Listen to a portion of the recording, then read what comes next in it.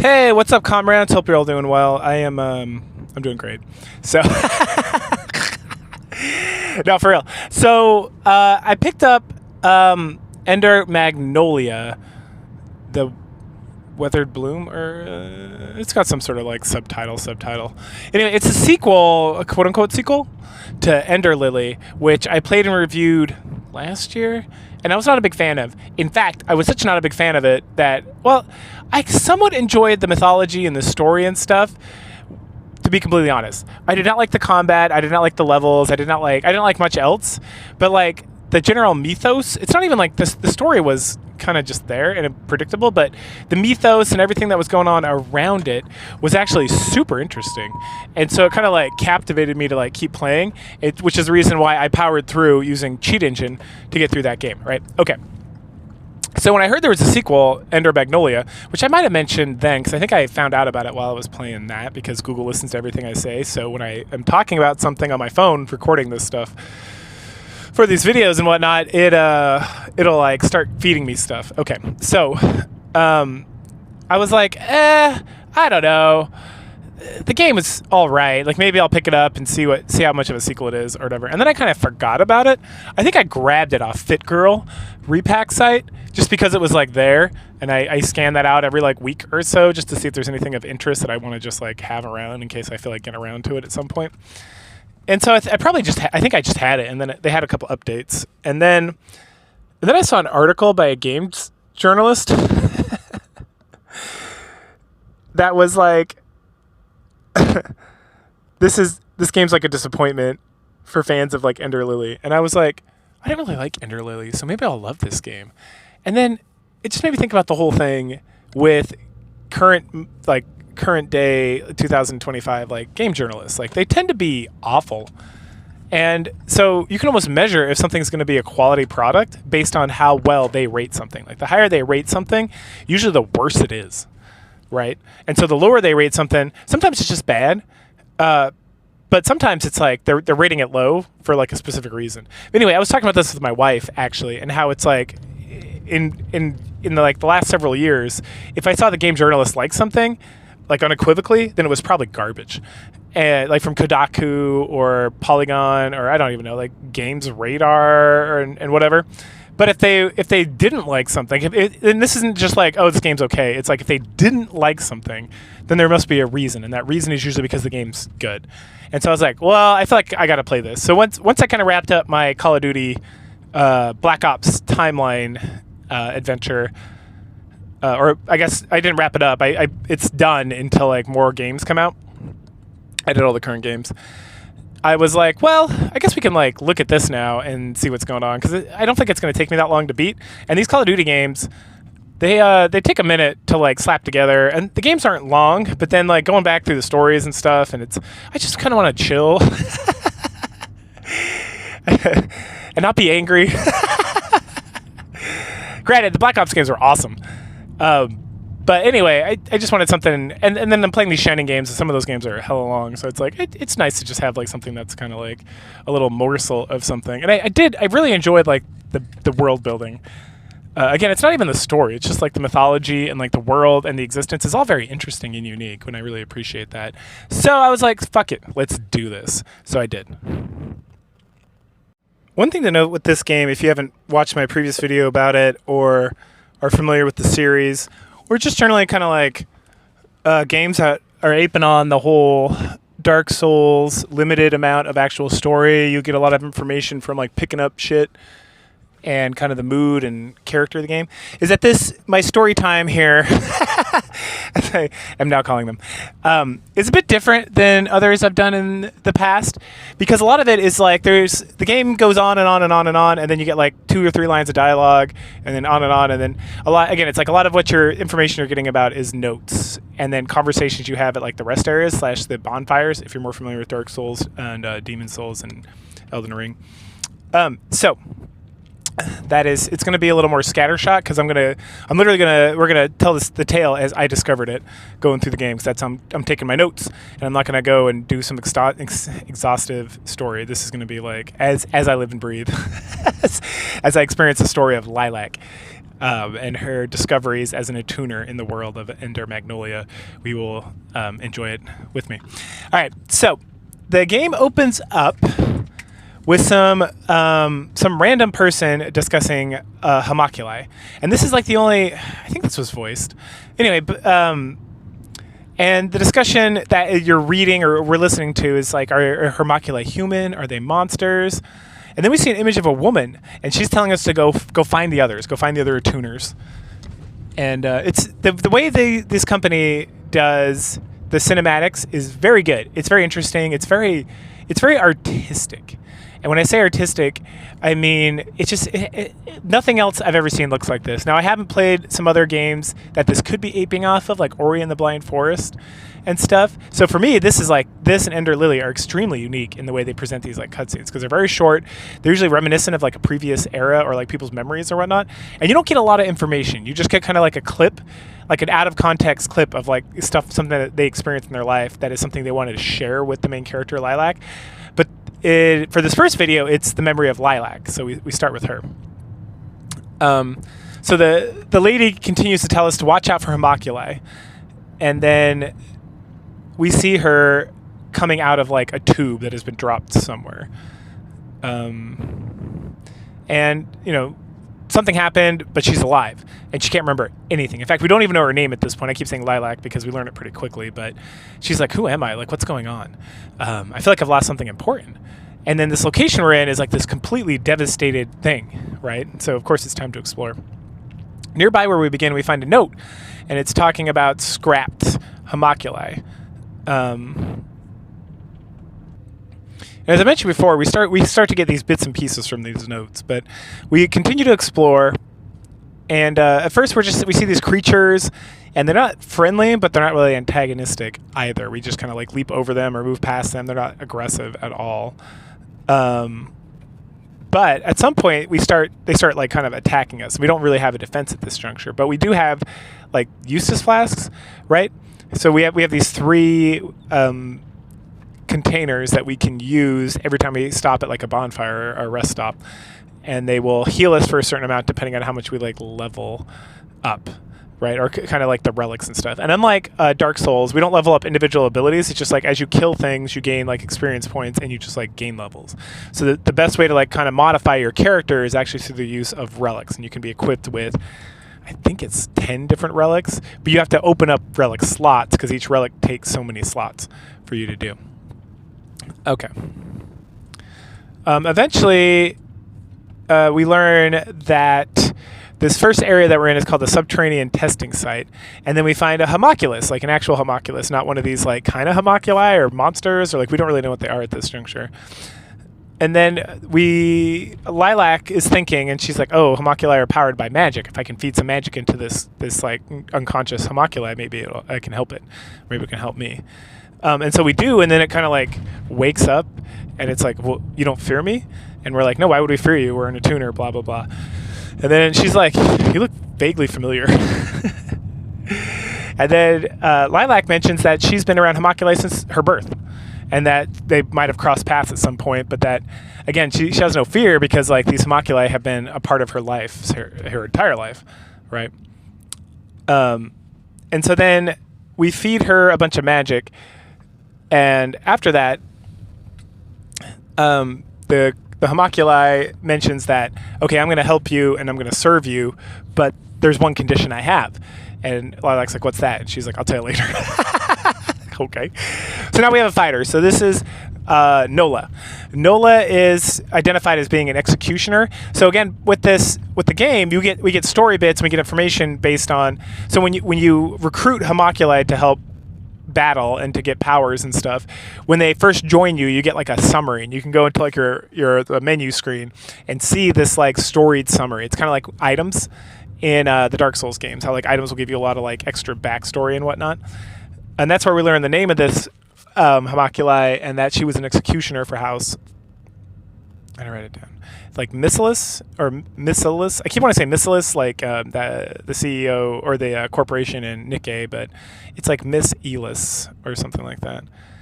But she mentions that she was abandoned here, and then her description it notifies that like she exudes a noble aura, unlike the other discarded homunculi in this area. And she ends up being like our regular like go-to kind of attacker. You can switch her out, but I don't know why. She has like sword attack, and then you can, unlike in Ender Lily, where you just gather more spirits to get new like attacks. Each homunculi that you recruit that is part of like your combat team can unlock like 3 different abilities. So with so Nola has all like the main combat abilities. She's got like a sword ability, and then if you go to the menu, you can see that you can unlock an axe ability and like a spear ability later on that will do different things. And then when you look at the different abilities, it'll give you, again, it's like more description, more lore, more background and such. And so her sword is an old blade that passes that belongs to the executioner of House Millis. And then it has a transformation mechanic, and that's how she can use it as like an axe or like a spear later on. And in this juncture, we find the first respite. Respites are the bonfires. And these respites, like I said, sometimes you'll just have like cute little story bits. You'll get some more information, but you can save. This is where you upgrade. You automatically level when you get enough experience because there's not like anything, but to switch out like abilities, because you only have 4 abilities at a time. And like I said, each one of your homunculi that ends up joining you has 3 abilities. And you can use all 3 of their abilities. But then you only have one more slot for something else, so you have to be kind of like cognizant of how you're doing your builds. And then the builds match, like the different abilities have different kind of like properties, like whether they're like a pressure ability or an automatic ability or something. And then certain relics will like interact with those abilities and give you more powers or whatnot.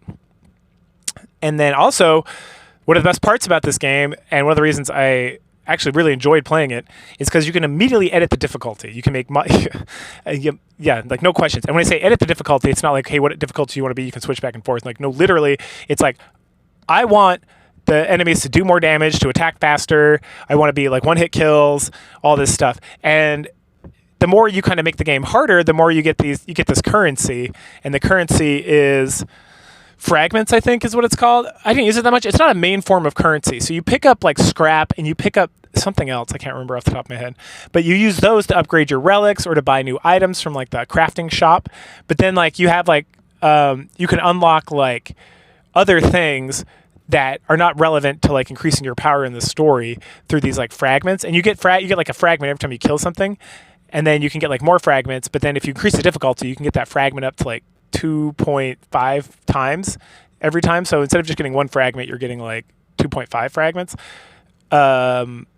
Or if you make it super easy, you get like a percentage of a fragment. Like you only get like a fifth, like a half a fragment every time you kill something or kill a boss. And then like Ender Lily, if you play that, when you beat bosses, you get like a cutscene. And then there's a place in the menu where you can go and look at those cutscenes, and then you can refight the bosses. And you refight the bosses, the main thing you get is fragments, so that you can like change like your cloak and stuff like that. So that it's freaking awesome. Like this makes the game so much, like I don't feel like I have to use cheat engine at all, even when it's hard, right? Because and that's the thing, the game just plays better. And I read some article somewhere where the guys who make the game, or like the CEO was like, hey, normally in these kind of games, if you touch a bad guy, you take damage, and that's part of the gameplay. But we got so many people like I love this, because if you don't like it, that's fine.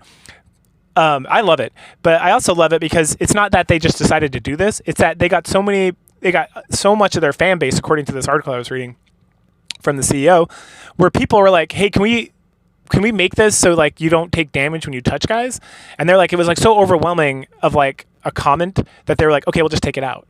And so in this, you can like roll past guys and you only take damage from their attacks. And I feel like it plays a lot better in that regard. And I know you're like old school playing Metroid or Castlevania and stuff, like that's how it works. But these games play differently, like in these modern systems. And I feel like if this thing was in like Ender Lily, I would have enjoyed it a lot more, because there were times you'd get like juggled between guys because they're hitting you, or like you'd like dodge out of the way and you dodge right into somebody else. And it's not like you're dodging into another attack or like whatever. It became a situation where it was just like more frustrating to play than like enjoyable. In this, I have never been frustrated.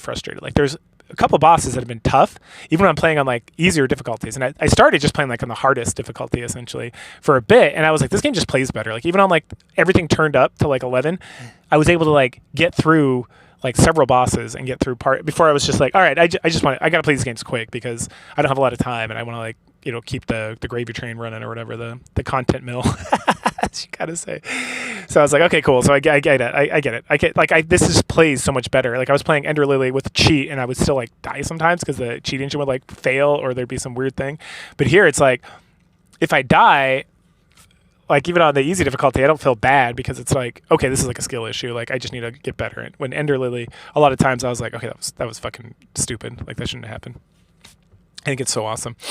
We also find out while we're here, because when we go to that screen where we can look at our outfits and stuff, that we're wearing a uniform from our student who's attending the Sorcerer Academy.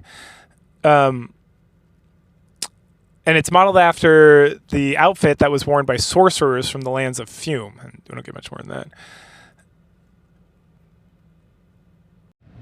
Soon enough, we stumble upon the first boss. Defeating him, he asks to not be left behind. This individual is Leto.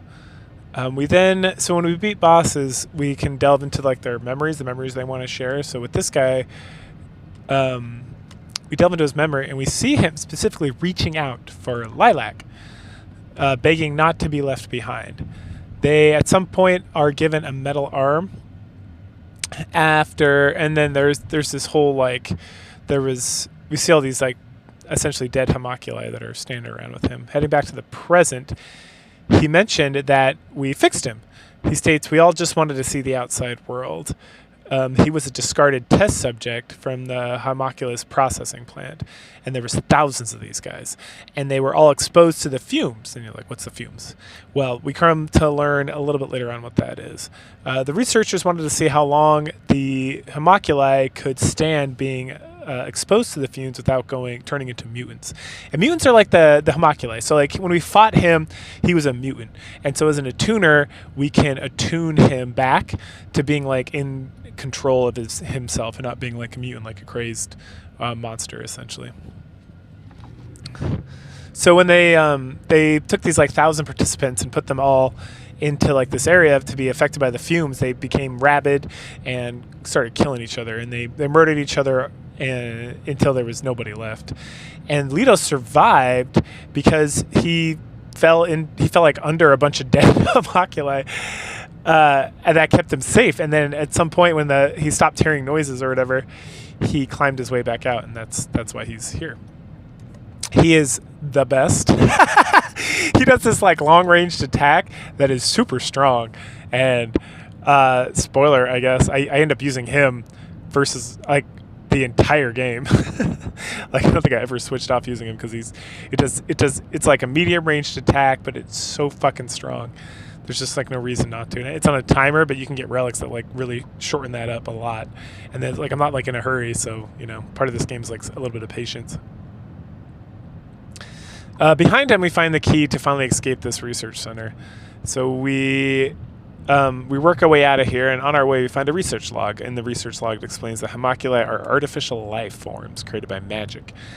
And then we find an elevator and head out. As we rise up out of the research center, the executioner discusses the inhumane experiments that were done below. Leto then talks about the fumes, how they drove everybody mad.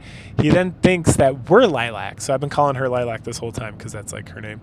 And that gets confirmed by some other people later. It's not just Leto like saying stuff, but he's like, you look just like Lilac from my memories. And then we're like, yeah, I think that is my name. I don't remember a lot of stuff, but I think that's correct.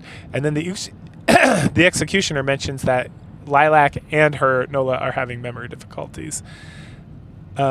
But that she does vaguely remember that we are in a tuner, which we kind of already knew that already as well. Because that's what the lady from the opening cutscene said.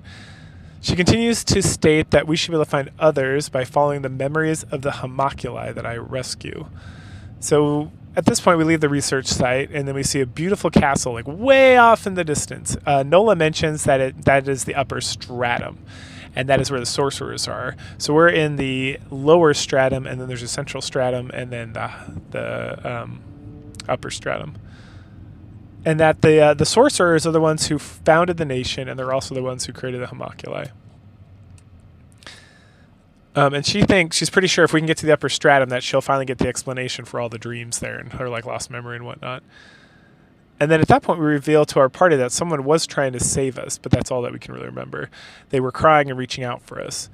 And then soon as we wander around a bit, and then we find someone. They ask about the executioner. this girl specifically says, like, she looks old. This is an arcane smith. Her name is...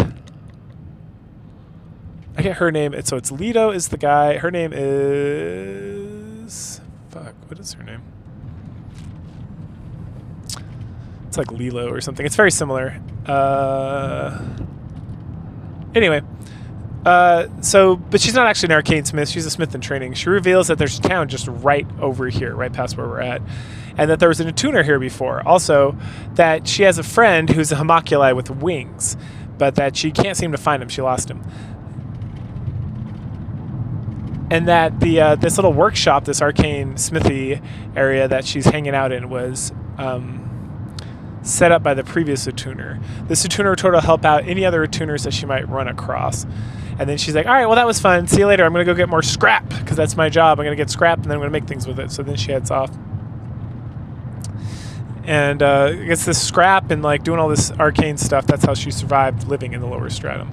At this point, we get a nice new blue cloak, and we also get a double jump because there's with when we find this girl, she's like, oh look, this is set up by an attuner. It's got some random junk in it. You want it? And so we get some shoes, so now we can double jump, and then we get a blue cloak. And then part of the double jump is that we can dodge in the air. So it's so fucking nice that we get this so early instead of getting it like way later on. And then if we open up like our little menu screen and go to like our costumes, we learn that the blue cloak is the mantle of an attuner who saved Levy. Oh, Levy's her name. Okay, good. So Levy, Leto, and then there's Lilia and Lilac. Yeah, it gets kind of crazy with the L names. And that she's from House Frost. It's the first time we've heard mention of House Frost, I'm pretty sure. And then we can like purchase other mantles with fragments. You get a fragment for every time you kill something. And then when I was talking about the difficulty levels before, this is where they kind of play a role. If you increase the difficulty levels, you get more fragments. You can unlock more like swag, I guess. But there's a green cloak, so I unlock that and then choose that for the rest of the game because green's my favorite color.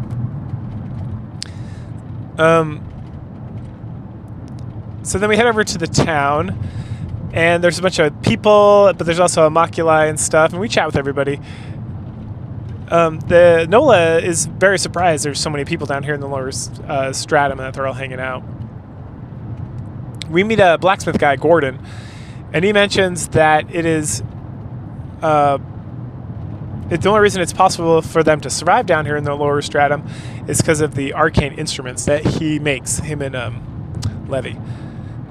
And he is an actual arcane smith, and he's like the mentor of Levy. And he gets really concerned about her because she keeps like wandering off to do things. And we talk about her like winged friend for a little bit as well. And we mentioned to him that we're looking for tuners and a way out to the upper stratum, which he's like, I can't help with any of that. But we learned that the homunculi with the wings is named Yolvan, and that he used to be around here and he protected the town, but then he went wild. So he's around here somewhere, so you just got to be careful. We also find a letter from Levy to her sister. She mentions that she plucked the wing, she plucked feathers from Yolvan, but he didn't like it. Oh goodness! At the rest stop, we have a little conversation about names. Names are our friends and whatnot. The executioner says her name is. This is where we find out that her name's Nola. Leto is Leto. And then we're at Lilac, obviously. And then as we move to the city, we find a tavern with a few people and a note. The note talks about homunculi turning into mutants. Soon enough, we find a relic related to Levy and Yolvan. It's a cute little item. Shortly after that, we find Yolvan. He's mourning about not carrying and not being able to save them, quote unquote. At that point, he completely turns into a mutant and attacks us. We defeat him, and then he transforms it. We defeat like phase 1, and then this is the only boss that I'm aware of that has 2 phases. So we defeat phase 1, and then he like rah, and then he turns into like a huge monster bird looking thing, because it's just like he's like the Crow. He looks like that. He has like black and like kind of shaggy long hair, and he looks dour, and then he's got like black wings. But then he turns into this like ridiculous monster. So we have to feed him again. And then he talks about how he lost himself to the fumes and how he's like sad about the whole thing. And then we head off into his past. And we find out that there was some issue with his wings. And that Levy found him and that brought him to the attuner that was here before, and she healed him. And then because she helped him, attuned him, she made him promise to watch over the sisters, Levy and this other girl. And it seems like the other girl's dead. and not around anymore, because we see like an image of them, like Levy and her sister sitting in the memory, sitting on a dock, and then it's just Levy. And then Levy shows up and she's asking him to promise to never leave her alone again and to protect her and whatnot. In the memory. Back in the present, he states he almost broke another promise, and that is to go mad and leave Levy. And then we mentioned that Levy sent us over here. He considers that that's twice now. He's, his whole job is to protect her and to save her, make sure she's okay, but she has now saved him twice. The first time with the first tuner, now with Lilac.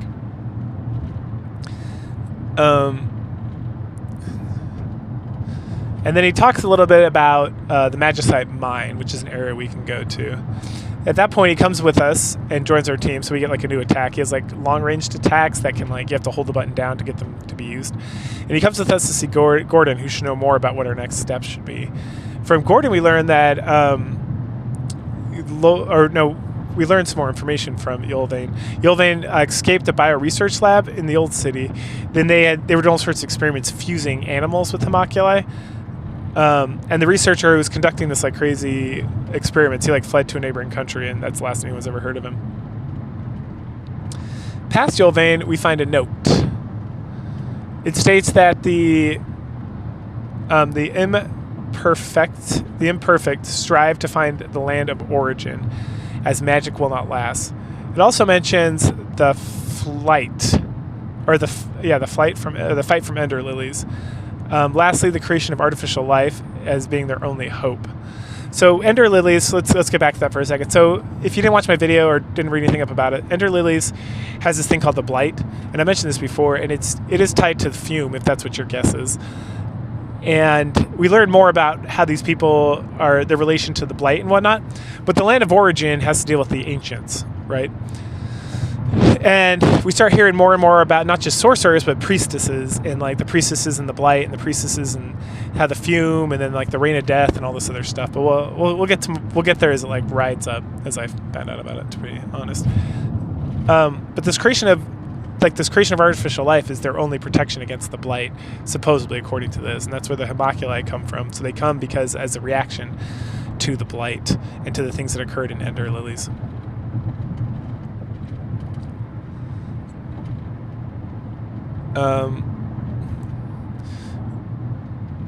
At the next rest stop we get to, Yulvain mentions that Levy is not in Old Town, so we're in the rest stop there. He mentions that she always sneaks out to find junk, and he always tries to stop her. And then Nola sasses Lilac about being a kid as well, and being like, "Oh, it sounds like some other kid I know." And then Nola also mentions at this point that she heard from another attuner that some of the mutants have had fume seep so deeply into them that even the attuners are afraid to approach them. But that Lilac doesn't seem to be concerned because, she just wants to help. As we approach Gordon, he's impressed. He gives us the key to the lower stratum, which opens up like the rest of the areas in the lower stratum that have been locked behind doors.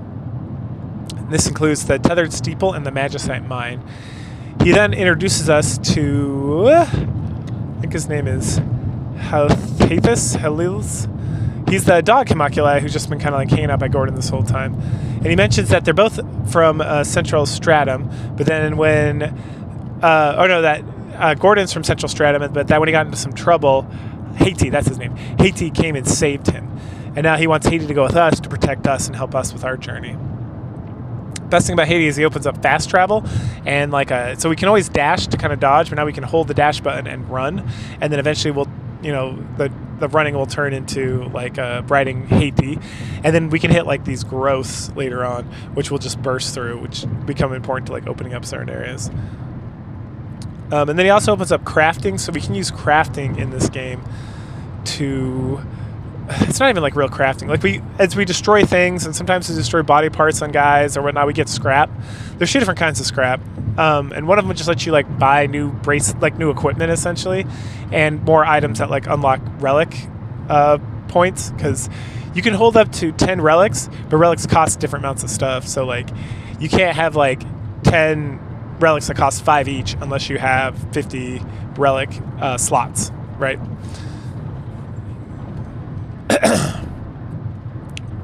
And then we can buy some other stuff later on as well. So it's pretty much he opens up a shop.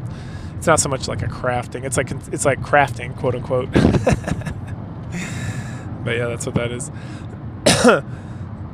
So then we wander around past this gate we unlocked. Eventually we find a note stating that the tethered steeple is the hidden site of the old House Frost. And that House Frost and House Milius are enemies. We find a non-mutant homunculi sitting in front of the tethered steeple. He tells us that Frost saved them from Milius. So Milius. Milius is the Nikkei corporation. So Milius apparently makes the homunculi, and then at some point Frost came along and like saved a lot of them and brought them into their like service, but didn't like do as many fucked up experiments as Milius did and such. Nola comments how the fume here has destroyed everything in House Frost. So we kill our way through, and on our pathway we find a journal from the chief tuner of House Frost. It mentions that a priestess of the ancient people who could take control of literal souls. This comes up a few different times, and obviously it's referring to Ender Lilies, and because that was how the main character like defended herself and did stuff there, and that House Frost like covered it up. Another note describes how resources from the Magicite mines were used to create weapons that could command fire. And this game does a lot of cute stuff like that. It'll like have a bad guy that can shoot like a fire gun or essentially or whatever. And you're like, that's silly. But whatever, it's like a fantasy game. And then it's like, here's an explanation. And you're like, oh, that's adorbs. So we continue to descend down, down, down. We find another note that mentions that the homunculi feast on magical energies. And also the blight gets referenced, as it is kind of all over the lower stratum, and that it's thought to be from the land of origin. Another note discusses how the blight rots the mind, body, and soul, and even though it provides like undying flesh, that only the miracle of the priestess can bring salvation, as we know for a fact from playing Ender Lilies, right? Because that was the whole point, was that she would take on the blight and cure other people so they could like move on and not be a part of like this unending death. Eventually, we reach a very large room where Nola gets called the Grim Reaper of Milius. A large creature called the Shackled Beast drops from the roof. It's time to fight. After we defeat him, we go into his past. We see a tuner returning from the depths that finds the Shackled Beast, and he hates humans. The tuner mentions that humans and homunculi are the same, and he wants to sick this Shackled Beast on Milius. The beast is like, hell yeah, brother, let's do this. So back to the present. He mentions the power of House Frost. And that, he mentions like, hey, you're a member of House Frost. So Lilac's apparently from House Frost. So the way we attuned, I guess, is the way that House Frost would attune. And that is the power of Frost. It's the power of the sorcerers or whatnot. And so he's like, all right, there's still a chance. Excellent. Nola then inquires about his name, or about the name, calling her like the executioner. And he states that she's immune, who has lost all her memories. And then Nola warns that strength is the only language the beast understands, so you have to be strong with him. The beast is all right. He doesn't do too much after this. The beast then says he swore allegiance to the Frost. There's nothing he's going to do. And Lilac at this point like stops. She's like, all right, guys, you got to stop fighting. Like, come on. He once again refers to Lilac as being the last Frost, and then joins up on the team. His description states that he was tempered by Milius experiments and abandoned as he was too difficult to control. He explored the lower depths of the land of Fume. When he returned, he was with another attuner. And beyond the tethered steeple is the Crimson Forest. When we get there, Nola comments about the fumes have corrupted this forest. At the first stop, the rest stop, we find a note. It's a poem about the dazzling azure forest, and how it, because the forest, like as Nola said, it was corrupted by the fumes, and it changed to like this crimson forest. It used to be blue and quiet and beautiful, and the animals weren't so like crazy and corrupt. And it also talks about the beast's wrath. We have a nice chat with the beast, the Shackled Beast, at the rest stop. He tells us that the tethered steeple was the last bastion for the homunculi. And apparently he likes to smoke these like ridiculous perfume cigar thingies, which is pretty funny. In the next conversation, Beast mentions that the House of Frost's headquarters is beyond the forest. And he's talking to Haiti, the dog, right? He barks. Yulvain states Haiti was probably born in this forest, which is true because we fight some like wolf creatures that are here. And then later on we find a few dead dog homunculi just kind of lying around. Lilac comments they must have died fighting to protect the forest from the mutants and whatnot. Shortly after, we find a note to the elder of this area about how Milius is set to invade the forest to take the wildlife for testing, right? Which goes back to like Yulvain and being combined with animals and homunculi, animal homunculi and whatnot. And so at this point, Lilac asks Yulvain about the wings and if they're related, and he's like, yeah, it does. Then we get another conversation. The beast brings up the blight doing a number on the forest. So again, the fumes and the blight are like the same thing. They're like connected. He mentions how it was blue and peaceful with creatures everywhere, and then Nola comments about how the harm that was done was swift and that mending would be slow. Right after that, we run into a giant wolf who recognizes Nola. His name is Viol. He then states that Nola took the life of Lady Abelia. Nola's like, I don't remember any of that shit, but apparently she infiltrated the House Frost and betrayed them. So at that time, it's time to fight. After beating him, he mentions smelling his kin. Haiti pops in, right, so we can see him. He apologizes to us and states that he's tired. The blight has driven him mad. Nola then inquires about Abelia, but the creature like sasses her. It then requests to take care of the elder, and that he's going to pass on his power to his kin. Haiti then howls, and he calls him a noble creature. Past him, we find this cute little sorcerer's village, and there's an elder there. We discuss Viol, and then we give her the core, and like the core of like the thing that Viol wanted to like pass on to like his progeny, which is Haiti. And so then the sorcerer installs it into Haiti, and he looks super fucking badass now. Oh no, so we couldn't break through walls before, but now because we have this like ability, and now that he has the core of Viol in him, now he can bust through like the gross in the walls when he does his charge attack, which is super nice. The other then warns us about the fume. Being an attuner will only protect us for so long from it. So apparently attuners, because of their magical capabilities, have some resistance to the blight, the fume. The elder then reveals that she was once a sorcerer / what other people would call an attuner. So attuners and sorcerers, those things are the same. We wander around and talk to the people of the village. Apparently House Frost betrayed the forest because they joined in on the research that House Milius was doing. And that Frost ruled this village and was loved as one with the forest, so like their betrayal like cut deep. There's also this weird flower in the village that is mutated by the blight, and like I'm sure that will come up when it comes to like the endings of the game, but I don't know anything about it right now. Well, like I mentioned, that it feels like the flower is calling out to someone. Heading back out, we stumble upon a child looking for their brother. Nearby them is an armored creature. The child comes over, and once we defeat the creature and is pleased the creature is doing better. The creature is like a protector of these children who are from like the central stratum, and they kind of fell down here to the lower stratum. So then he takes them back to the town, old city, to kind of be taken care of and watched over until the lift to the central stratum can be fixed.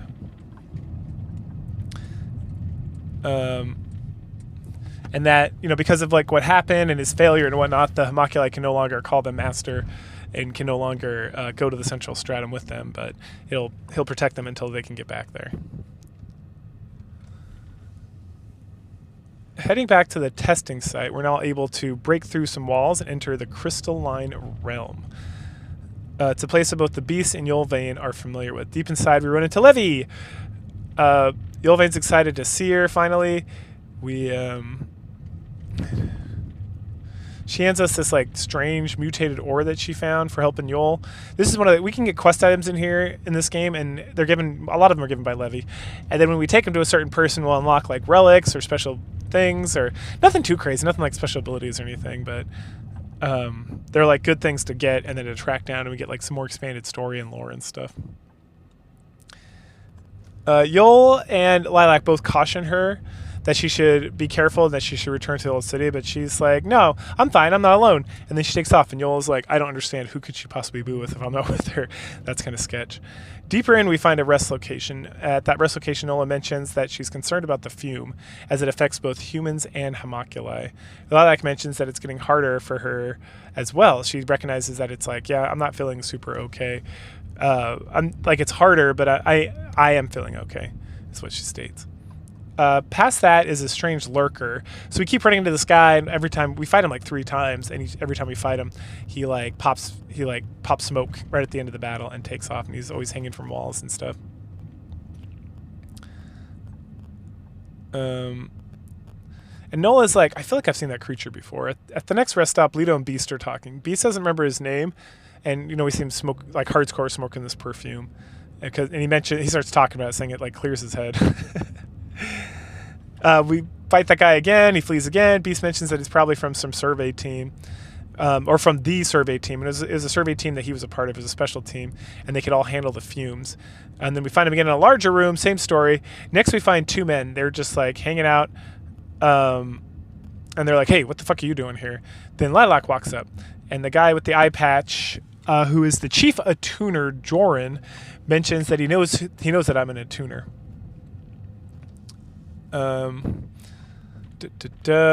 We tell him that we're Lilac and that we were saved by a woman with white hair. And he's like, oh yeah, that's Lilia. So we finally have the name of the lady who saved us. Lilac needs to get up the lift to the central stratum, but it's broken.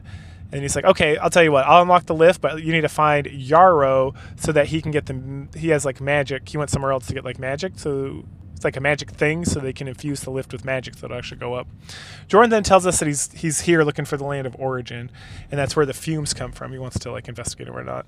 But unfortunately, there's just like crazy wind barrier in the way. At that point, him and his like homunculi knight-looking guy, they both leave. We find a broken homunculi, and hey, it's that guy who keeps like jumping in and fighting us, the one that Nola recognized. That's probably from the survey team. And so we go back into his memories, find out his name's Lars, and then we see him and Nola. So it's Nola and Lars, and there's a woman with white hair who's most likely Lilia, and they found the land of origin. And then Lars is talking about the blight and how you gotta be careful. And then someone's like, I can't remember which one is like, hey, there's a child over here, and it's Lilac. And Lilia's like, get him. We can take her back. It kind of reminds me of Made in Abyss. So they take Lilac back with them, and she's a descendant of the Frost Priestesses, so she's a descendant of most likely the character from the first game, or that group. And then we head back to the present. Nola's super confused. She's like, we know each other? And then Lars says, yes, but please kill me. I'm done. I've failed. I can't believe I attacked you. My whole point in life was to protect you for Lilia, and I couldn't do it, because he remembers. But it's like, no, how about you come with us instead? Which is great, because his new ability lets us cling to walls. So we wander around the maps trying to find places where I could like cling onto walls and climb up so we can get new stuff. And eventually it's time to explore the mines. All right, so now we're in the good old Magicite mines, and as we enter, Nola mentions that the fume is a lot stronger here than she had expected. And then we find some guy who's just like hanging out by himself, and he like curses us for abandoning them, like us as in like the upper people, I guess. I don't know. Nearby we find a note that refers to people going mad down here, most likely because of the fume. And then when we hit to the rest stop, we run into a boy. He got beat up by a mutant, and then but he's got an owl or something with him. And he says most of the team that came down here with didn't make it, and then asks why he's here. And he mentions that he wanted to come down here to help fix the lift, and that he's going to be Magicite to fix the magic supplies. This is one of Joran's guys, Heath. Sorry, I lost my place. Oh, Heath the Attuner. He mentions a garden of flowers and that there's a big old mutant over there that we should probably take care of. And then he gives us the homunculus owl, since we're going to go confront the mutant. Lilac mentions that the blight is very strong here, because of the fume. And then our owl friend here is Moonin. I use Moonin the rest of the game. Here's how Moonin works. You summon him, tell him to use like one of his 3 different kinds of attacks, and then he just like beats the shit out of stuff, and you don't ever have to think about it again. He is fantastic. In the notes about him, it mentions that he's a scout that the sorceresses of House Frost used to use. And this is very similar to like the Raven bird thing that I used in Ender Lilies, where we would just like keep firing fireballs and stuff. It just flies around and kills shit. It's fucking awesome. So at that juncture, Heath heads up to the old city. Eventually we find our way down to this giant room with all the flowers, and we find out that it's a graveyard for homunculi. The mutant there states that he's here to take care of them and to hear their cries. Once we defeat him, we find out that his name is Garm, and in his past he remembers Lilia. and that Lilia had warned him specifically of the dangers of the mine, then gave him a white flower necklace that he still wears, and told him to return to the place with the white flowers if he ever needed her help. At this juncture, he joins, which is pretty great, because then we get the ability where we can attack downwards with such force that we can break parts off guys, but more importantly, we can open up all the areas that have growth on the floor. So that's pretty good. So the next stop after the Magicite Mine is the underground waterway underneath the old city. So we head back to the old city. We work our way around to get into this place using the attack downwards, and then deep down we find a dead tuner. On her is a note. It asks for someone to take care of her arcane instrument, and that this arcane instrument that she constructed will be proof that she lived. And this arcane instrument is finally the ability for us to swim. Fuck yeah, nice. We continue onwards, so we get to the next rest stop. At that point, Leto mentions that all the young boy homunculi at the testing center that were with him. He also mentions that he saw Lilac there too, and she's like, oh, I don't remember that. Anyway, so time to take that swim skill and head on back over to the tethered steeple so we can swim down to the disposal site. At some point, Yolvain mentions that this is a trash dump from the central and lower strata, that they just toss all their junk down there, and it's got a bunch of homunculi part and other garbage and stuff, and that there were homunculi specifically created to come down here and kind of take care of it and clean up the place. And that only someone as crazy as Levy would come down here. We push our way down and we find these roller guys, or like dung beetles, right? And then we kind of fight and kill our way around, and eventually we sound like the boss beetle. It's this large guy who rolls a big ball of trash at us, and so we defeat him, and then the ball comes to life, and then we have to fight the ball, and then finally that ball pops open.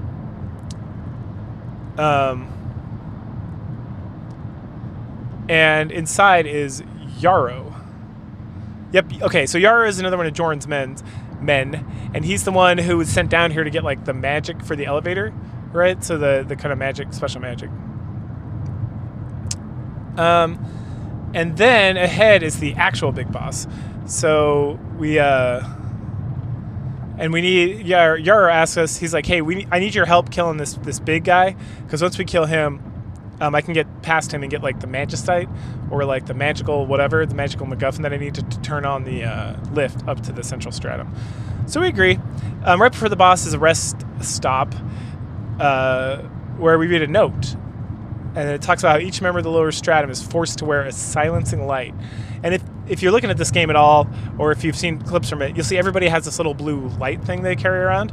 And this is important because it releases deadly gas when it senses blight infestation. So instead of getting hit with blight and turning into a monster like in Ender Lilies, all the humans here, when they get affected by blight, this thing kills them real good, so that they don't have the blight monster infestation like they do in Ender Lilies. So that's cool. That's an interesting piece of lore building that I think is pretty good.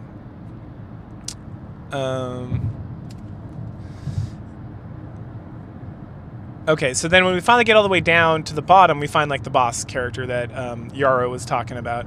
And it asks us to stay away, and it says everything down here belongs to it. So we beat the shit out of it. And after we fight it and kill it, and we get the past vision. So we see a knight named Gilroy, and he's speaking to a young boy named Motley. And we find out that the head of House Milius is not long for this world, that he's about to die. And so Motley's going to take over for him instead.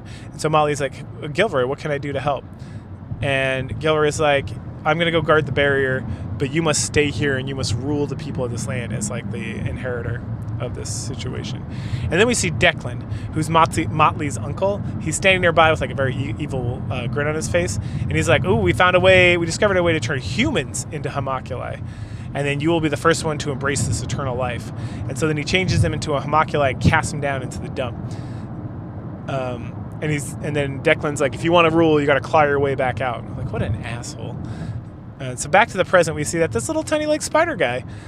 And then we question the memory that we just saw, and it's like, yep, House Milius says, I'm Motley, I'm the king, I'm the heir apparent, or just the actual ruler of House Milius, because my dad's dead. And then we're like, hey, do they really turn humans into homunculi?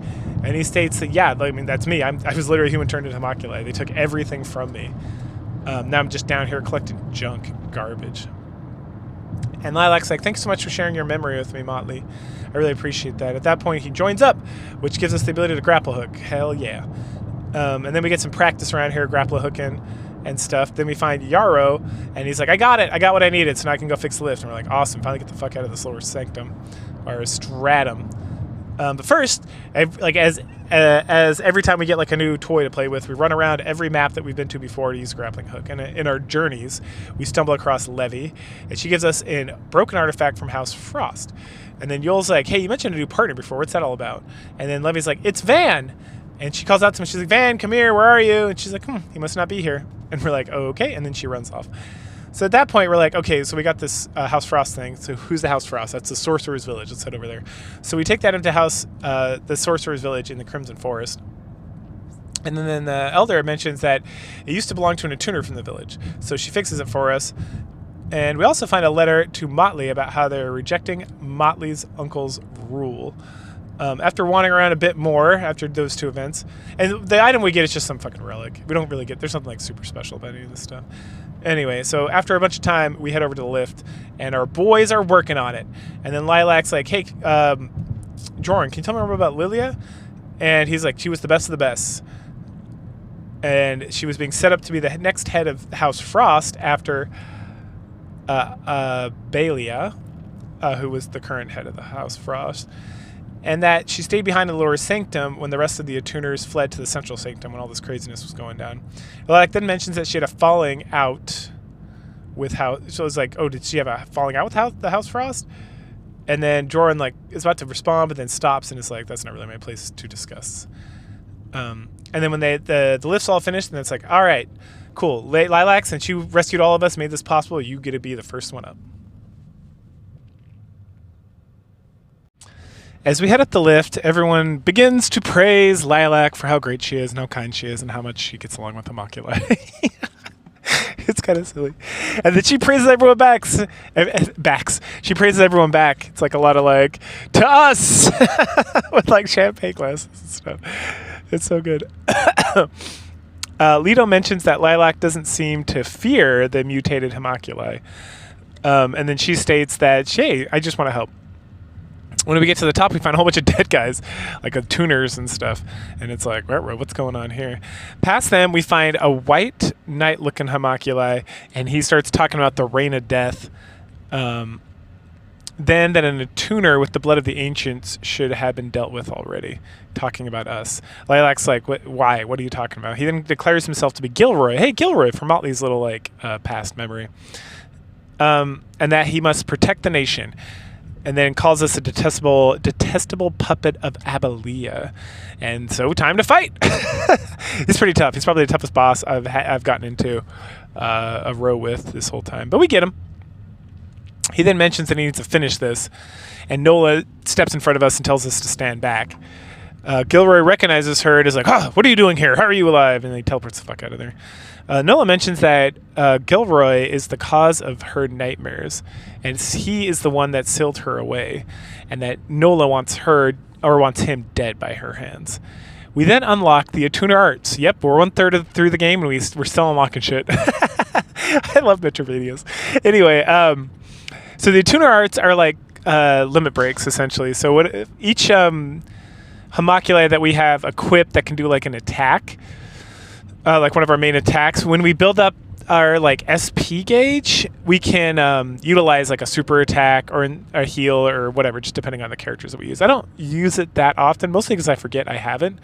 But when I do remember, it's like a pretty nice advantage to like either break people so I can hit them a bunch more times, or to again get healed. We head back to the lift. We meet up with our buddies from below. This is like Yarrow and Heath and Juran, and they're like, oh, okay, well, this is kind of crazy. And at this point, once Gilroy is taken care of, a bunch of people come out of like their hiding shells. So this kind of like central stratum town thing kind of builds up with like guards and everything. They set up a relic refinery and a crafting station here. And then Heath is like, all right, I'm going to stay around here and just kind of help out. And Euro's like, I'm going back to the slums, like Old City. And then Jaren's like, back to the crystalline realm with me. And then we just go around, we chat with the NPCs, we run into like the little kids that we rescued. And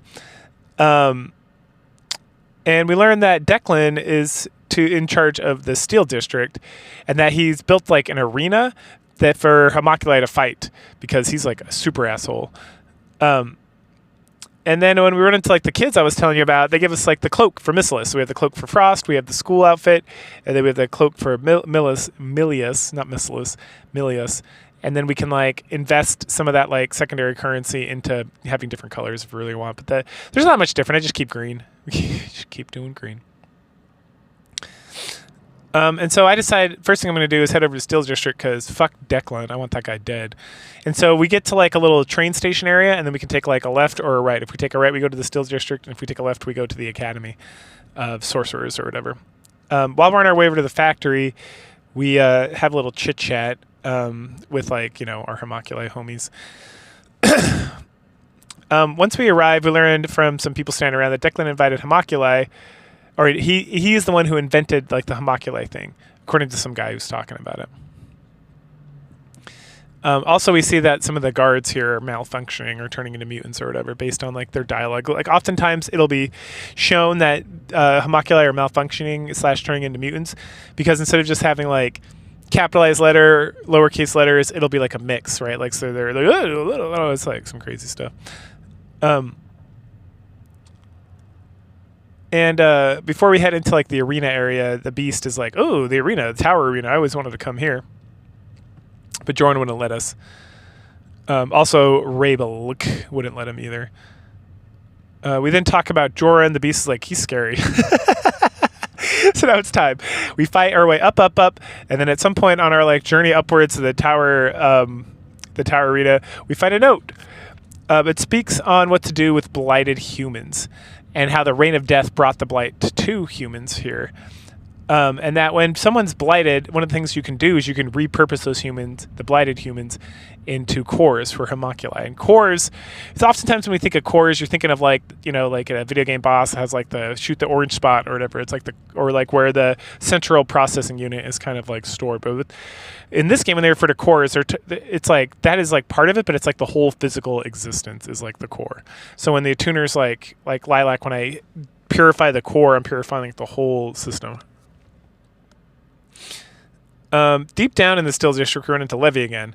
She gives us another mysterious object. This one is a core that resembles a bird. And then our owl friend, Moonin, he's like, hoo, hoo, hoo. And, again, with all these kind of like quest items that Levy gives us, we need to find someone who can help us with it. I kill around here, I run around a lot, and eventually I just get stuck here. So clearly I need to like unlock more stuff. And the first thing I do is I head back to Heath, because Heath is the one who gave me Munin, and he's like, "Oh, hey, it's Hugin."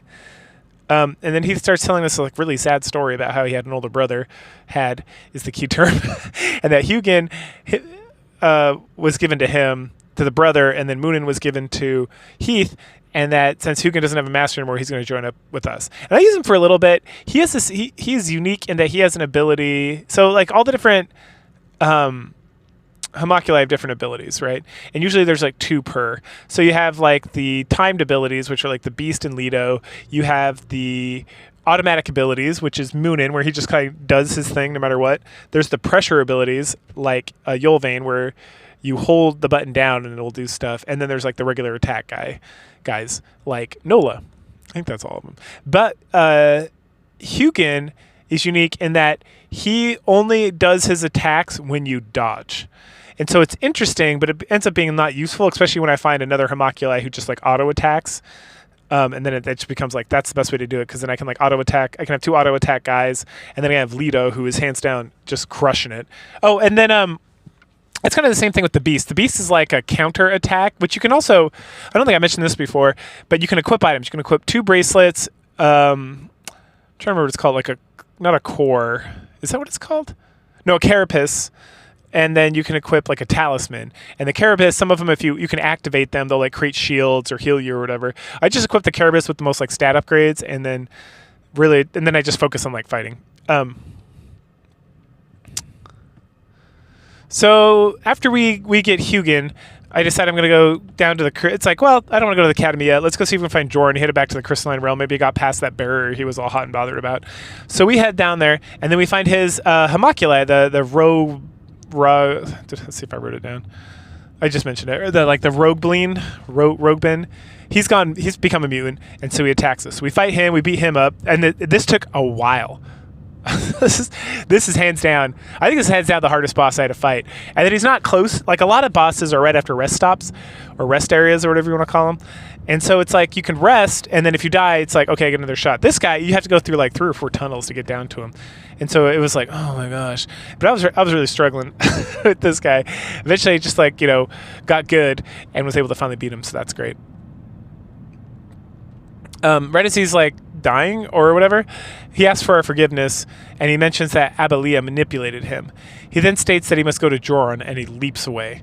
We then find that this like strange wind barrier that was there before is gone, and ahead of it, as we enter the land of origin, which again is where Lilac was found originally by Lilia. Okay, so as we're traveling through the land of origin, we pick up a couple of Joran's notes. The first note states that the pillar of purification has been installed. That Lady Abelia and Declan collaborated. They did a collab, like Evangelion and Nikki got us a victory.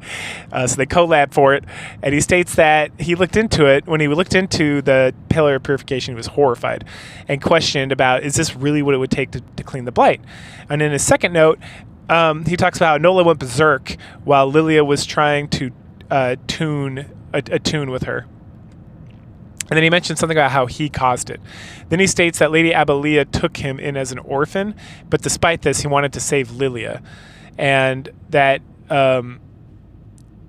his sins are like past forgiveness, that he can never be forgiven. And then as we continue on, we finally find Joran. He mentions that the soul of Abelia is inside him, and that she was a survivor of the ancients, or that the ancients survived by binding their souls to others, and that Lilia was kind of like being groomed to be the next vessel for Abelia, who is like who had an ancient soul, and that while he couldn't save Lilia, but he could like prevent her from being like possessed by Abelia, which ended Abelia's like existence or brought it into him. Raybolg, that's the name of the guy, and that he had a role in this whole process. And then Joran, he's about to die, but before he before he dies, he asks us to save Raybolg, who is in the next room.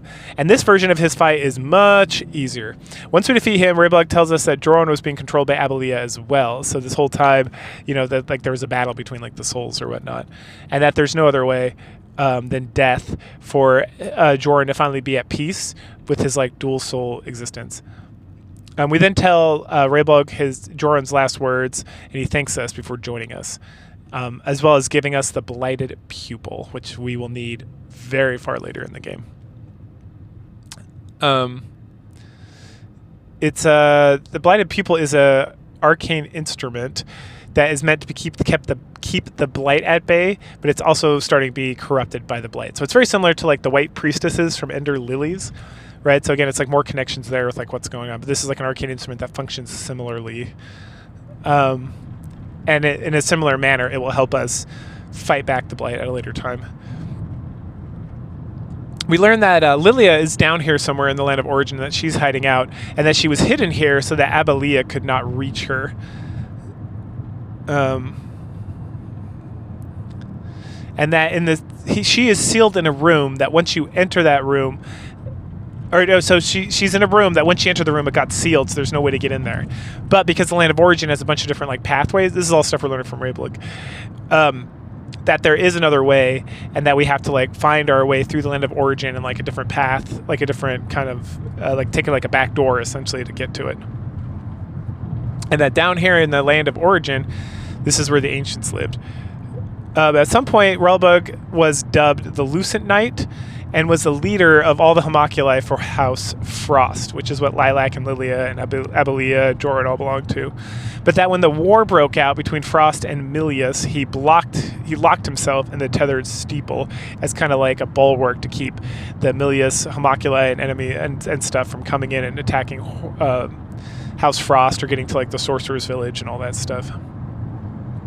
Underneath this whole area, we find a ring that belonged to Abelia. And it has this like really cool ability where it randomly kills creatures in one hit. I used it for quite a while and it never did shit. So I got rid of that. It also takes up a lot of relic spots. I was taking up like a lot of relic spots, so I was like, nah, I'd rather just have other stuff. And it mentions at some point that Abalia was able to control the dead, which is the power that the white priestesses have. So right from like Ender Lilies, because that's how we did attacks. We like would defeat the blight and then like use their spirits or like resurrect their, control their existences. So awesome. At that point, there's nothing else to do down here in the Land of Origin, so we head back up to the central stratum. And since we're stuck on the still quarter, it's time to head the other way. So we run into the academy and we run into like this maid homunculi who's like, oh, Lilac, what are you doing back? And then we gotta, we think back and it's like, oh yeah, she was wearing, like the original clothes we were wearing were like the outfit of like someone who belonged to like the Sorcerer's Academy here or whatever. And so she clearly, like, Lilac spent time here. She doesn't exactly remember anything about it, but she's like, oh, hey. And this maid, I'm trying to remember what her name was, probably written down later.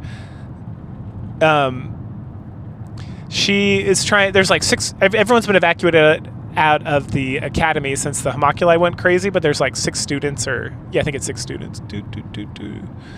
Uniform, evacuating their students. We need to go rescue these students and also rescue Eliza, because Eliza is another homunculi kind of like teacher, professor that went in there to like to help the students. Next we run into, 6 students have left. Okay, yeah. So there's 6 students, and that, let's see, Eliza's a professor. She went to save time. All right, time to rescue some kids. So we bounce around, go through all these puzzles, fight a bunch of guys. At one of the rest stops in the academy, Lilac recalls being a student here, as well as Motley and Motley, who was also a student here at some point too. And Lito kind of hangs out because we're all like the kids of the crew. Then we find Eliza, and she's with another student, and she's like, I was able to rescue him, but I can't protect myself anymore because dun dun dun, she's going mutant. So it's time to fight, and we fight, and then when that's all done, we try to like save her, like attune her, but we can't because her core is too corrupted or whatever. Or it's too broken. And then the student confesses that they were scared, so they attacked Eliza, and that caused some of the problems. But despite that, she was so kind-hearted and like loving to her students that she still protected him and still kept him safe until we could come along. And every time we find a student, we're like, hey, we cleared the pathway, you better head back to the crossroads with the other homunculi professor. Moving on from there, we find another note. There's a lot of notes in this game. So this one is called The Chronicles of Milius. It talks about the reign of death was stopped by the homunculi, and that they were able to build something called an Empyrean paracel, which, rain, paracel, get it? So it blocks out the sky. And we later find out that like sometimes when you can look up and see the night sky in certain like frames, that it's not blue, it's like this green color. And that is because that is the paracel. The paracel is like this arcane instrument that exists to stop the reign of death, which it creates the blight. And that I'm pretty sure that the rain is what caused the blight in the Ender Lilies, but I don't remember off the top of my head. And that it saved everyone from the blight. And then later on in a field of flowers, we meet this woman, and she's like, Lilac, what are you doing here? And then she's like a witch, and she's banging hot. She's definitely #1 waifu in this game, hands down. But she starts to turn into a mutant and orders Lilac to get away before she does, so we beat the shit out of her. And then we get, and then we attune with her, and then we get this cute scene, and there's a woman and a child, or a woman and a child are found by homunculi. And Gilroy's there, and Louis Sec, who's this witch lady, they're there. Gilroy goes to take care of something, and Louis Sec takes the child over here. She brings the child, who's Lilac, over to the academy to be trained and stuff. We then see a young Lilac saying that she's not afraid of homunculi because they're just like humans. And then we see an academy student. We see her as an academy student. After recalling that memory with her, she tells us a fun little story about Lilac's childhood. She says she was training and making friends with homunculi.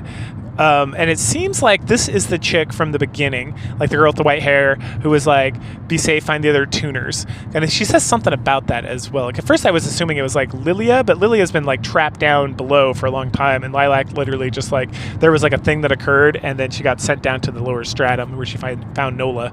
So it seems like Louis Sec is the one who was like involved with that. Lilac apologizes as she doesn't remember anything going on up here. She only remembers the lower sanctum. And then Nola is like, what about me? And then Louis Sack is like, I thought Gilroy killed you. So then asks Nola what she's going to do. And then Nola's like, revenge! And then she states she wants to recover her memories as well. Then destroy Gilroy's core. Or just destroy his core. If she doesn't... Literally, it's like, I want to get revenge. Well, I want to get my memories back. But first, I want to kill Gilroy. And then if I get my memories back, that's also okay. What? Louis Sack tells us not to underestimate Gilroy because he's very crafty. We then mentioned that he's become a mutant. He's killed a lot of attuners and stuff. And then she's like, I'm going to come help you stop Gilroy. And then looking at her bio, we learned that she was modeled after Declan.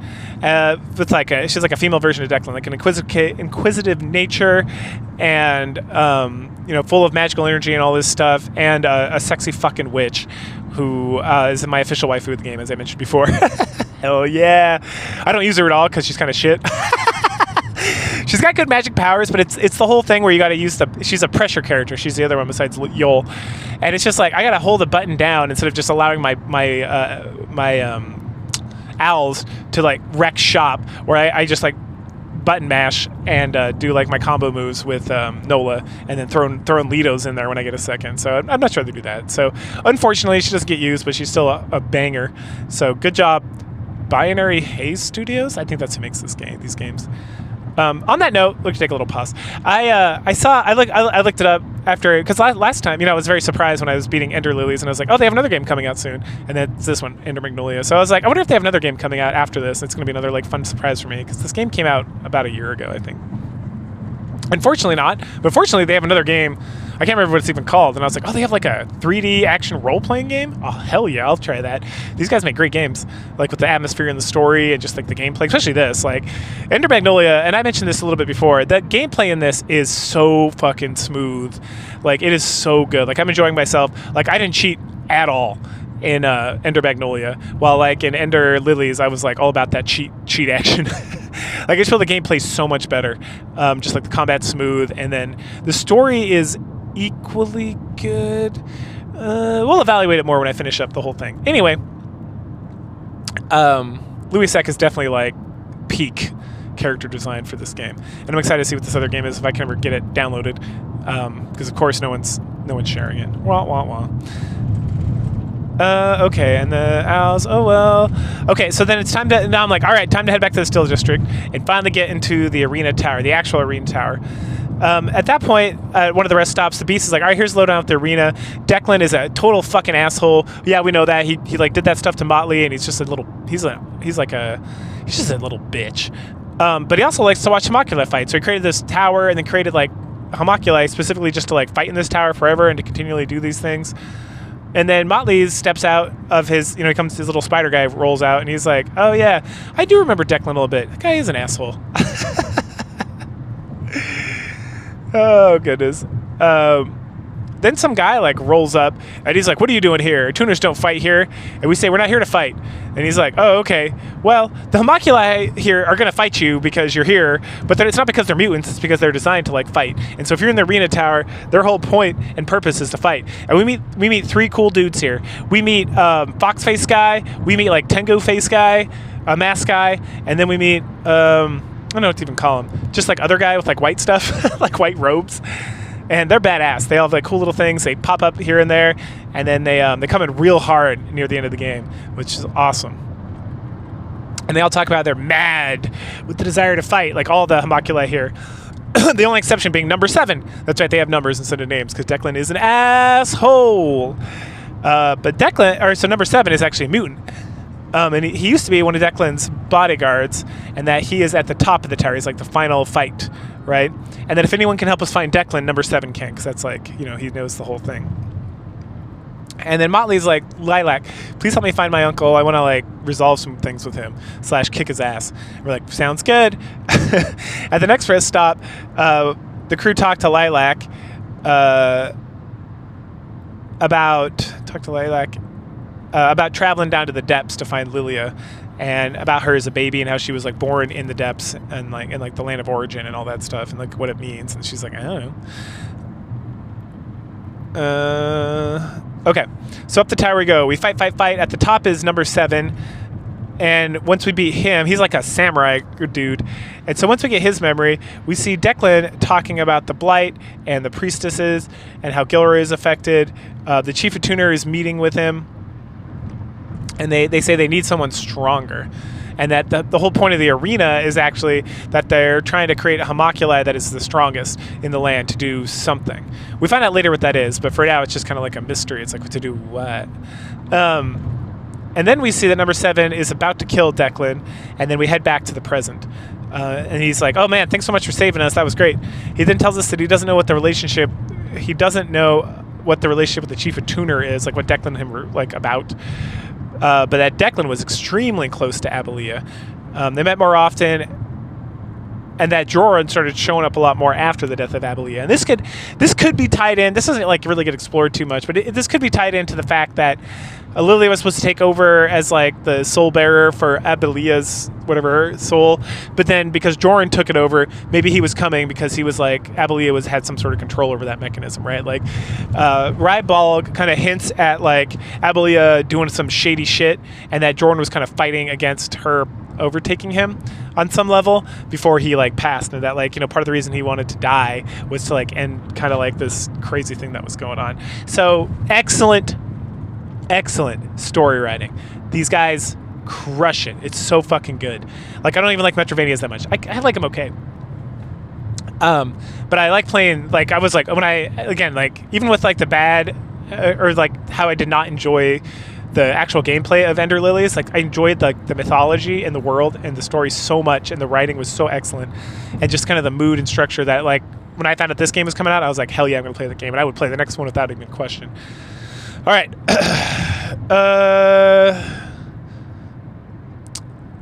Dun dun dun. Okay. Then Nola questions if Declan is still alive. Number 7 reveals that when he killed Declan, spoiler, he didn't really kill him. Because Declan became a dun dun dun homunculi. What? He then gets super angry at Declan for creating homunculi just to torture them with this like whole arena thing, and then generally like there's like torture elsewhere. Like he just treats like homunculi like complete shit. He then states that this is part of the reason he like descended into madness, and that Declan he's gone kind of mad and became mutant because of his like relationship with the Abelia and how that didn't like work out. So when she died, he kind of like really lost it and really got to like the torturing and punishing of homunculi. Number 7 then joins our party. He's all right. He's got a couple abilities that make like traveling around super better. Like he's got this ice tornado thing that like launches you in the air. So we have a double jump, and then we have like an air dash. But even then, sometimes it's hard to like get to places. But he has this like ice tornado that like just like moves us up, and then we can jump or dash afterwards. So it's like it becomes super useful for a few like the kind of rooms to get like everything to kind of max out the map and all that stuff. Past the still. So there's a steel district, and then we go past that to get to the arena tower. Then past the arena tower is Declan's actual estate. At a rest stop here, Nola and number 7 discuss Land's End. And Land's End is like the place where the Japanese style essentially comes from. We next meet up, we meet another babe, like a hot babe homunculi, and that's because she's supposed to be like a maid, servant, sex bot kind of thing. But damn, dude, they cooked. Binary Haze, or whatever the name of this company is, they fucking cooked for sure. Her name is number 47, and then anyway, she recognizes number 7 as the one who betrayed Declan. And she mentions that the back entrance, so the front entrance is sealed, and the back entrance is also sealed, but it's sealed with magic. But that there's a key that number 49 has. But number 49, she's imprisoned in like the prison place below the manor or whatever. And then she begs us to stop Declan. As we continue forward looking for number 49, number 7 tells us more about Declan, and that Declan was striving to find a way to survive the reign of death. And Motley at some point brings up, he's like, I didn't know this place even existed. Like, I didn't realize he had like a secret like central stratum like palace that he was like hanging out in. And then Declan talks about how it's a place he fled when Gilroy and him got into like a fight, right? About Declan taking over leadership after the death of Motley's father, Cain Milius. Down we go into the prison, and there's all sorts of sex dolls imprisoned here because Declan is a huge asshole. Eventually, after we go through all the prisons and all the cells and whatnot, we find number 49. She gives us a key saying that she can't move, so she can't take it with us, but begs us to free number 47. Sadly, upon our return, we find that number 47 has gone mutant, and we need to put her down in a little like mini boss fight. Fuck you, Declan. At that point, we open the door. Oh no! So then we find out after we kill her that there was a trick. That after we left, Declan like released the magic, and so she's like, "Oh good, I can go inside and be safe." And she headed inside, and that's when Declan like jacked up her core, and turned her into a mutant so that she would fight us. Because Declan again is an asshole. As with the professor in the academy, her core is so jacked up at this point that there's nothing we can do to really help her out. So fuck you, Declan. Further down inside his manor, we find a rest stop. And in there, we find out from like one of these sex dolls that's hanging out that Declan is in a tank below, like a big water tank, and beneath the mansion. And right below, we enter his tank. He calls us out. He calls us a vessel of the priestess. He taunts us. And then he goes down like a bitch, which is excellent because fuck Declan. I was so happy to kill this guy. Like a lot of the bad guys in this are like good guys who just need to be attuned because they're gone mutant, or they're like sympathetic villains in some cases, or just like, they have like a thing they're doing or whatnot. But Declan is just an asshole. And when he died, I was like, God, thank goodness I got to kill this guy so early in this game because it's like we're still like halfway through this thing, roughly. And then upon his death, he like skirters off. He like tries to flee out of there, which leads us further down below. And then down in this other room, he's like, there's no water, so he's like a water Pokemon or whatever. So he can only like his whole homunculi thing is like being in water, which he thought would keep him safe from like the rains of death. And he has a whole like conversation about like turning into homunculi protects you from like the rain of death, so the blight doesn't kill you and you can live forever, and yada yada yada yada. But when he's in this room like crawling over to this device that's clearly like an upgrade or some sort of whatever, he talks about having it be a place where he can restore. Lilac calls him out on his bullshit. She's like, why are you such an asshole? And then he says that he cares for homunculi as he does for people. Oh, okay. So he's just an asshole to everybody. So then Motley's like, why are you such an asshole, Uncle? Why did you do this? Why even make homunculi in the first place? And then Declan calls him a worm. And then number 7's like, fuck you, and like stabs him to death and kills him good. And I was like, high five, like fist bump number 7. At that point, we're like checking out this restoration device, and Motley makes some commentary about like, hey, I think this will help if I can like get this. I can go in here and it'll upgrade me a little bit. And then we mentioned like, but Motley, the more you kind of like become a homunculi, the less chance you have becoming human. And Motley's like, that's okay. I want to help, and I actually don't mind this form, and I like traveling with you, Lilac. Oh, that's so nice. So he enters the device and he upgrades so that now we can do charges underwater, which is like fucking finally, because I found growths underwater for like a long time, like going all the way back to like the Crimson Forest or the Azure Forest or whatever. And so of course at this point it's time to go wander around. And so as we're wandering around, unlocking all of the stuff that this thing that Motley allows us to do, we find the ruined Frost Mansion. The whole thing's underwater, so obviously this was like a very good skill to have to get in there. In there, we find a note, a note that really kind of ties the two games together. It's a confidential report. We learn about the purifiers and the tuners. Purifiers are devices made by implanting artificial priestesses into tubes, and the tuner is a device meant to absorb the blight generated during purification. So they're essentially, everyone's, they are trying to artificially create like the priestess with the item you get for like the true ending of that game. They have to do all that extra bullshit for. And so that makes it so that the priestess doesn't have to become corrupted, right? So it's just like in the first game. So purifiers are used as tuners to control the souls in homunculi core, right? So by controlling them, it's like helping with the threat of blight and helping them resist the blight, which allows, so going back to like Declan talking about like, if you can turn the humans into homunculi, then they can like resist the blight somewhat, and then the Rain of Death is gonna have less power. But we learn that like, it doesn't matter. Like the fumes, the blight coming up from like the underground are still affecting the homunculi and turning them into mutants. We continue on and we finally find Van. You remember Van, right? Nope, you don't remember Van? Van is the individual who Levy mentioned was her new partner after Yol joined us. And he is like, he's just a homunculi. He's like, so in this game, there's some of these like bad guys that like, they fly around, they look like little like tubes on other tubes. And so he's that kind of homunculi. And Yol and Lilac are both like, holy shit, like she wasn't just bullshitting us, like you actually exist. And he's like, yep, here you go. And he gives us Amelia's resonant record, which is another one of these quest items that we can use. And then we continue on, and further in, we find a frost homunculi that's not a mutant, and the core is still intact. And in its memories, we see how Joran is questioning Lilia, which is like stunning to Nola. And then, so deep inside the Frost Mansion, let me reiterate this. So we find a homunculi that is like the house guard and house steward of like Frost, but we don't fight her. She's just kind of hanging out. She's not mutated or nothing. So then when we're like, hey, can we look at your memories to heal you? Because essentially she's not mutant, but she still needs some attuning magic. Then we see, that's where we go back in her memories and see Joran questioning Lilia.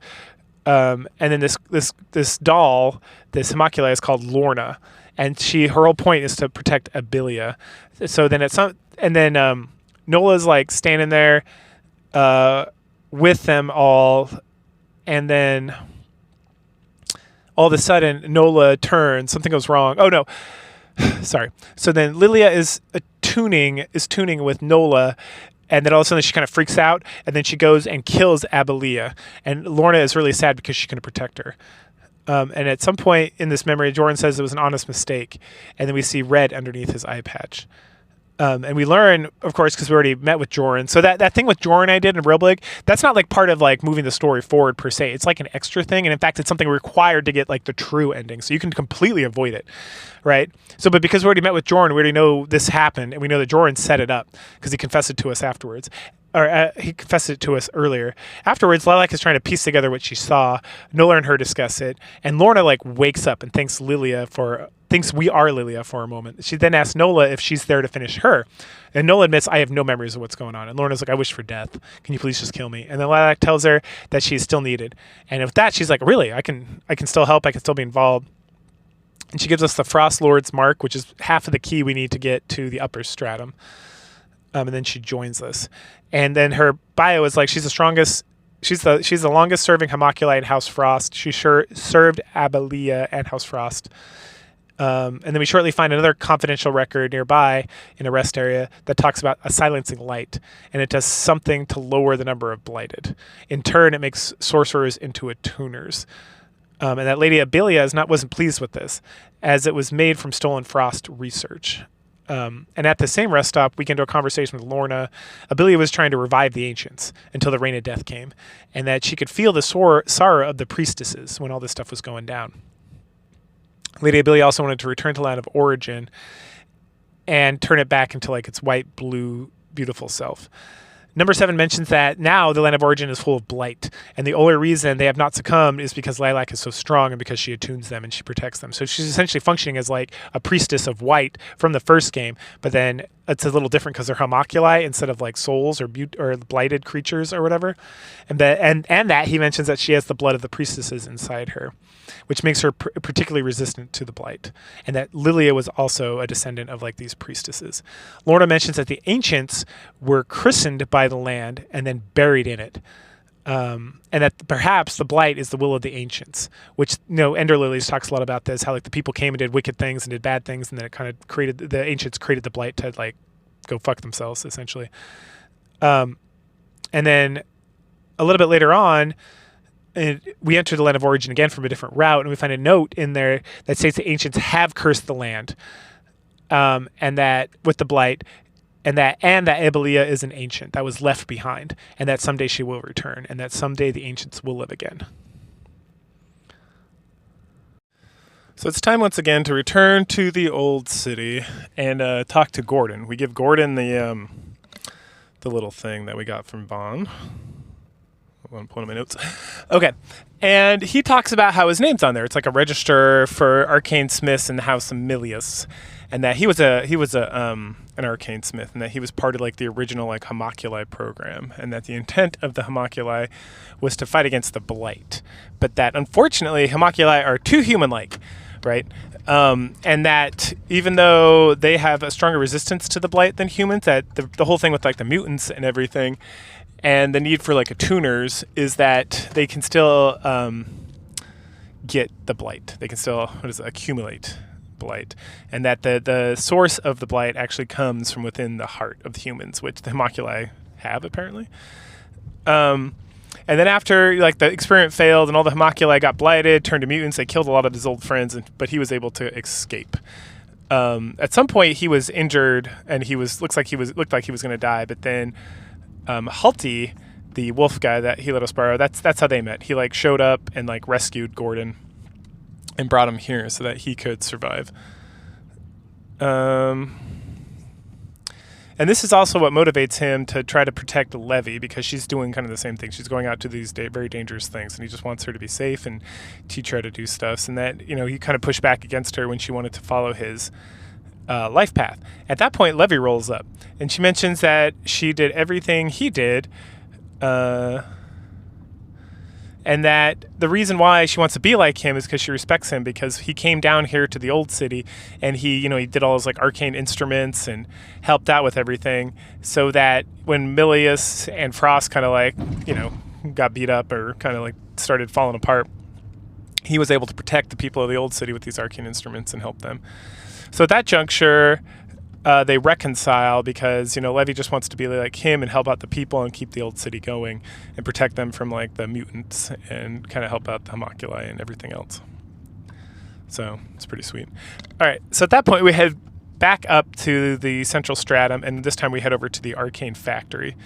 And outside of the factory, we have Garm telling us how the homunculi and humans who worked at the factory were disposed of. Like, the factory it's a homunculi factory, right? It just keeps pumping out homunculi and stuff. And that's where he was created, and it's like a mass-produced homunculi versus it's almost like mass-produced Nikkes versus regular Nikkes. And so when he was supposed to be disposed of, he was actually able to escape from the help of a little attuner. And that's how he ended up in the lower stratum. Wandering around in the arcane factory, we again find Levy. This time she gives us the black perfume. And the perfume is like this, it's like this cigarette or cigar style thing. It's like a vape, right, to be honest. And it's something that we see the Beast always smoking on, and he says he likes the flavor when we talk to him about it. And then obviously this has something to do with him or something to do with whatever item we're going to get, right? But again, it's one of these things that Levy gives us. It's like one of these side quests where it's like, oh, we need to find the person who's going to give us like the further insight to this. And the Beast literally pops up and is like, hey, this is not for kids. You guys shouldn't be holding on to that. I'll take it. And he's like, oh, shucks, it's broken. And then we find there's two factory homunculi. The first one is Velnest. And so after we defeat him, Nola questions whether this guy is working on his own or he's working by command of Gilroy to keep producing these homunculi. Later on in this area, we find a note, and it looks like Cain, who is Malty's father and the head of House Milius, before he was, he died, and then Declan kind of like got crazy, and Malty was cast out and turned into like a little spider homunculi. That Cain transferred all authority over the Imperium Paracel, which is the thing that keeps the Rain of Death off, to Gilroy, as well as kind of like leaving all homunculi in charge of protecting like the nation and the people of the stratums, because again, it's like the concept was that they were more resistant to the blight, and then they also have like attuners which can help out. And then he turned over the manufacturing operations to Velgrund and Velnest, one of the factory guys we just defeated. Further in, we find a rest stop, and we find out that Lilia gave Nola her name. She's called Nola because of Lilia. Because before that, she was simply known as the Reaper. And then eventually we run into Velgnard, who's another big boy factory friend. After defeating him, Garm mentions that this is where he was born. And then he thanks us for stopping the mass-produced homunculi, and that... and he also mentions that below here there's something else to find. So below Velgrund, we find another evolutionary like chamber, like the one at Declan's Man at Romalti got his charge in the water abilities. At this point, Garm's modified. And he has a whole thing about like, when I was created, I wasn't completed, but it's time to complete it. So time to get these modifications. And we're like, sweet. And so now he can do this like upward jump. So now we can destroy growths that are up above us. And we can also we can shoot like super high, which will access a lot more areas, because sometimes we just, we can't get up to them.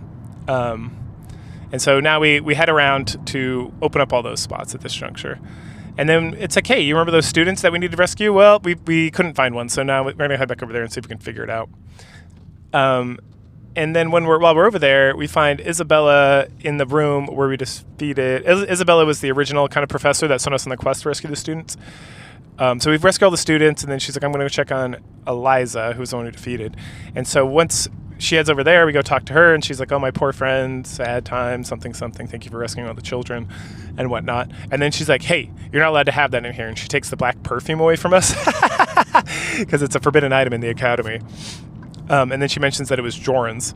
And because she knows that because Joran was here for some information about soul resurrection at some point, which is that ability from Ender Lilies, right? It's the white priestesses can soul resurrect, essentially. And that's where all your attacks come from. You defeat blighted humans, and then you kind of resurrect them as like your servants.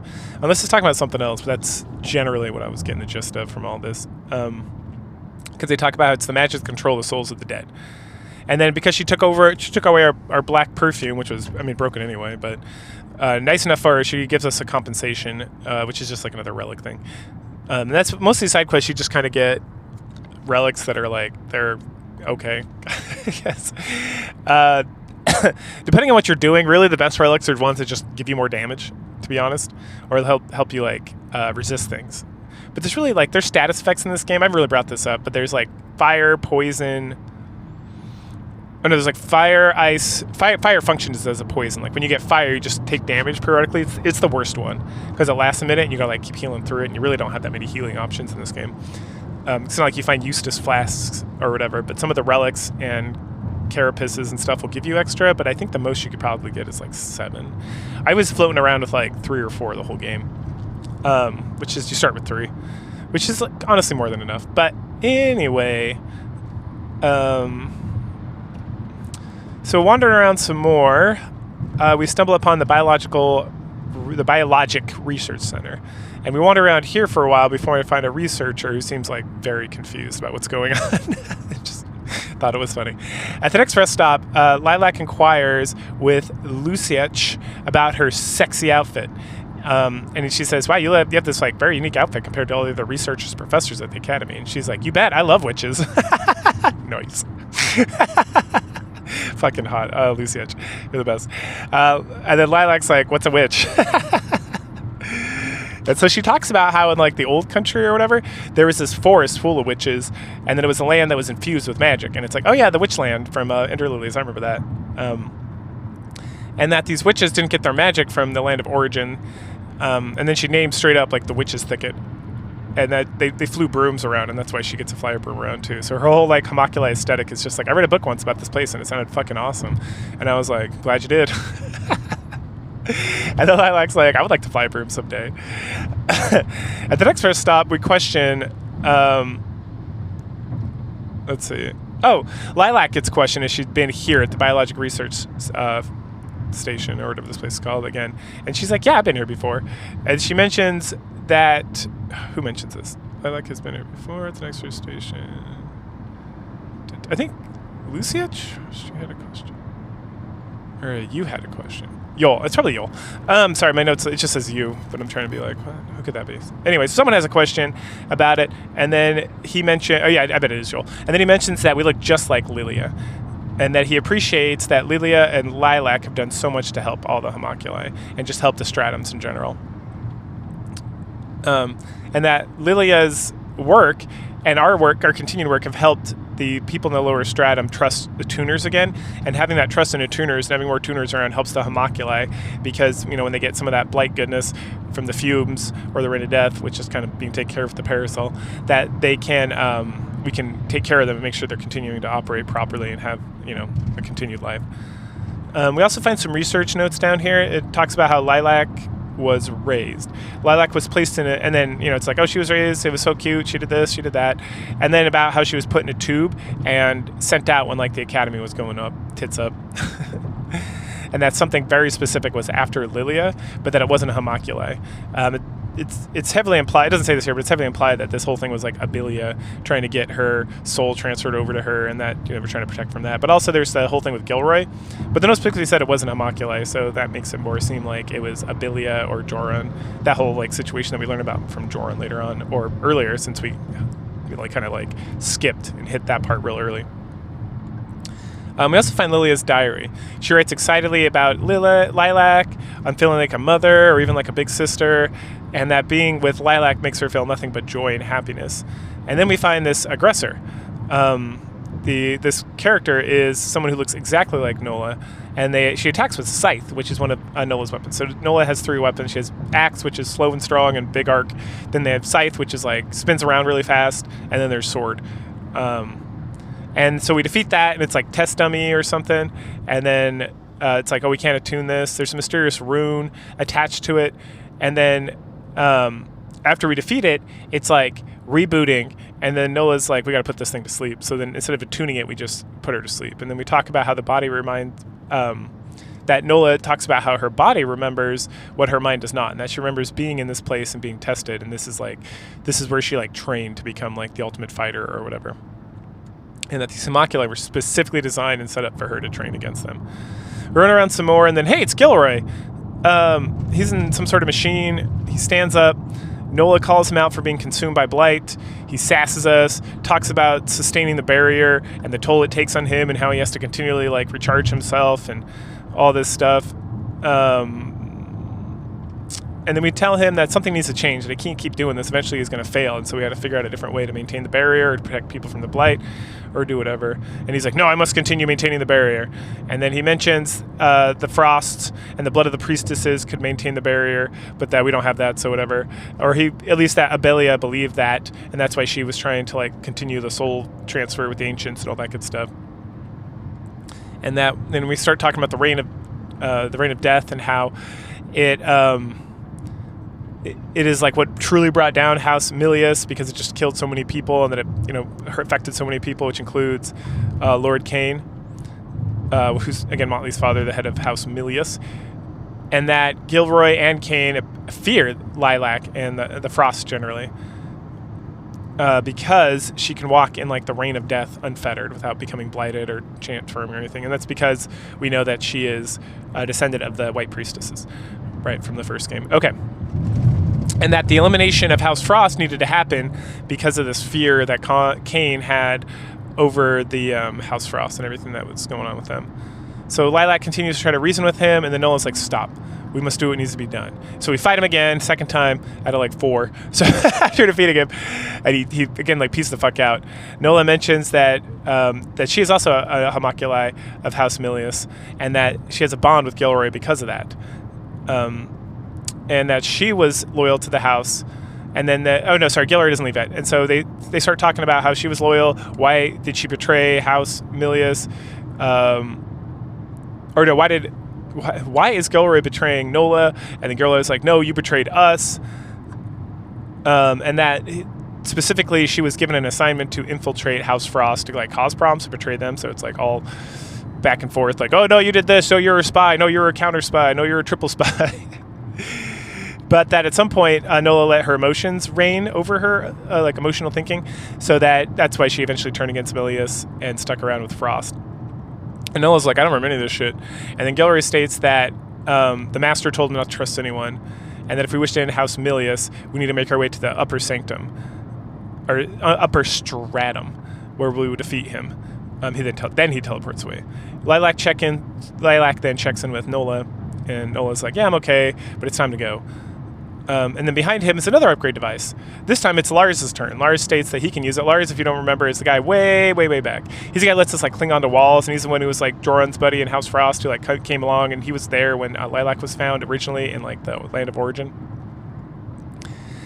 And to fulfill his and Lars is like, I want to be upgraded, I want to fulfill the dream of all Milius homunculi, and that's to defeat Gilroy. It's like, man, they hate that guy. All right, so now he can do this like long charge attack where he just like shoots across the screen like horizontally, like left to right. And then when he does that, he breaks through these walls that have been stopping me from like really enjoying the whole game. And at this point, I think this is the last thing we get that unlocks everything. So now we can go like everywhere. So of course it's time to explore. We find some interesting documents about the Imperium Parasol. It apparently draws magic from the land of origin, and that so this energy fills the the paracel, but it also feeds the homunculi, which kind of keeps them immortal. And that makes it so they don't need magicite from the mines. So then the mines aren't really necessary anymore because they're leeching all this magical energy out of the land of origin because of the Imperium paracel. But that the barrier requires Cain Milius, or a homunculi that is a replica of him. And so it's like, okay, so Gilroy was designed specifically after Lord Cain, and that's why he's assigned. And inside, and this is where we find the second part of the key from the Pastratum. If you remember, we got the first key in House Frost from Lorna. So then Nola seems deep in thought about this whole situation after we find this note, but then she doesn't kind of expand anymore. Elsewhere, we find a young woman in some sort of memorial room. And it's like, hey, you okay? And so interrupting her like processing and thinking, she mentions that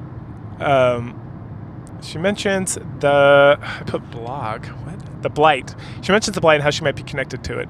The blighted fumes rose up from the depths when the reign of death came, and that there is a device called the Pillar of Purification, which Joran mentioned in one of his letters earlier, if you remember, which can cleanse the blight. Then she mentions the frost, and she's like, something. Okay, maybe I'll see you later. I'm gonna go check out.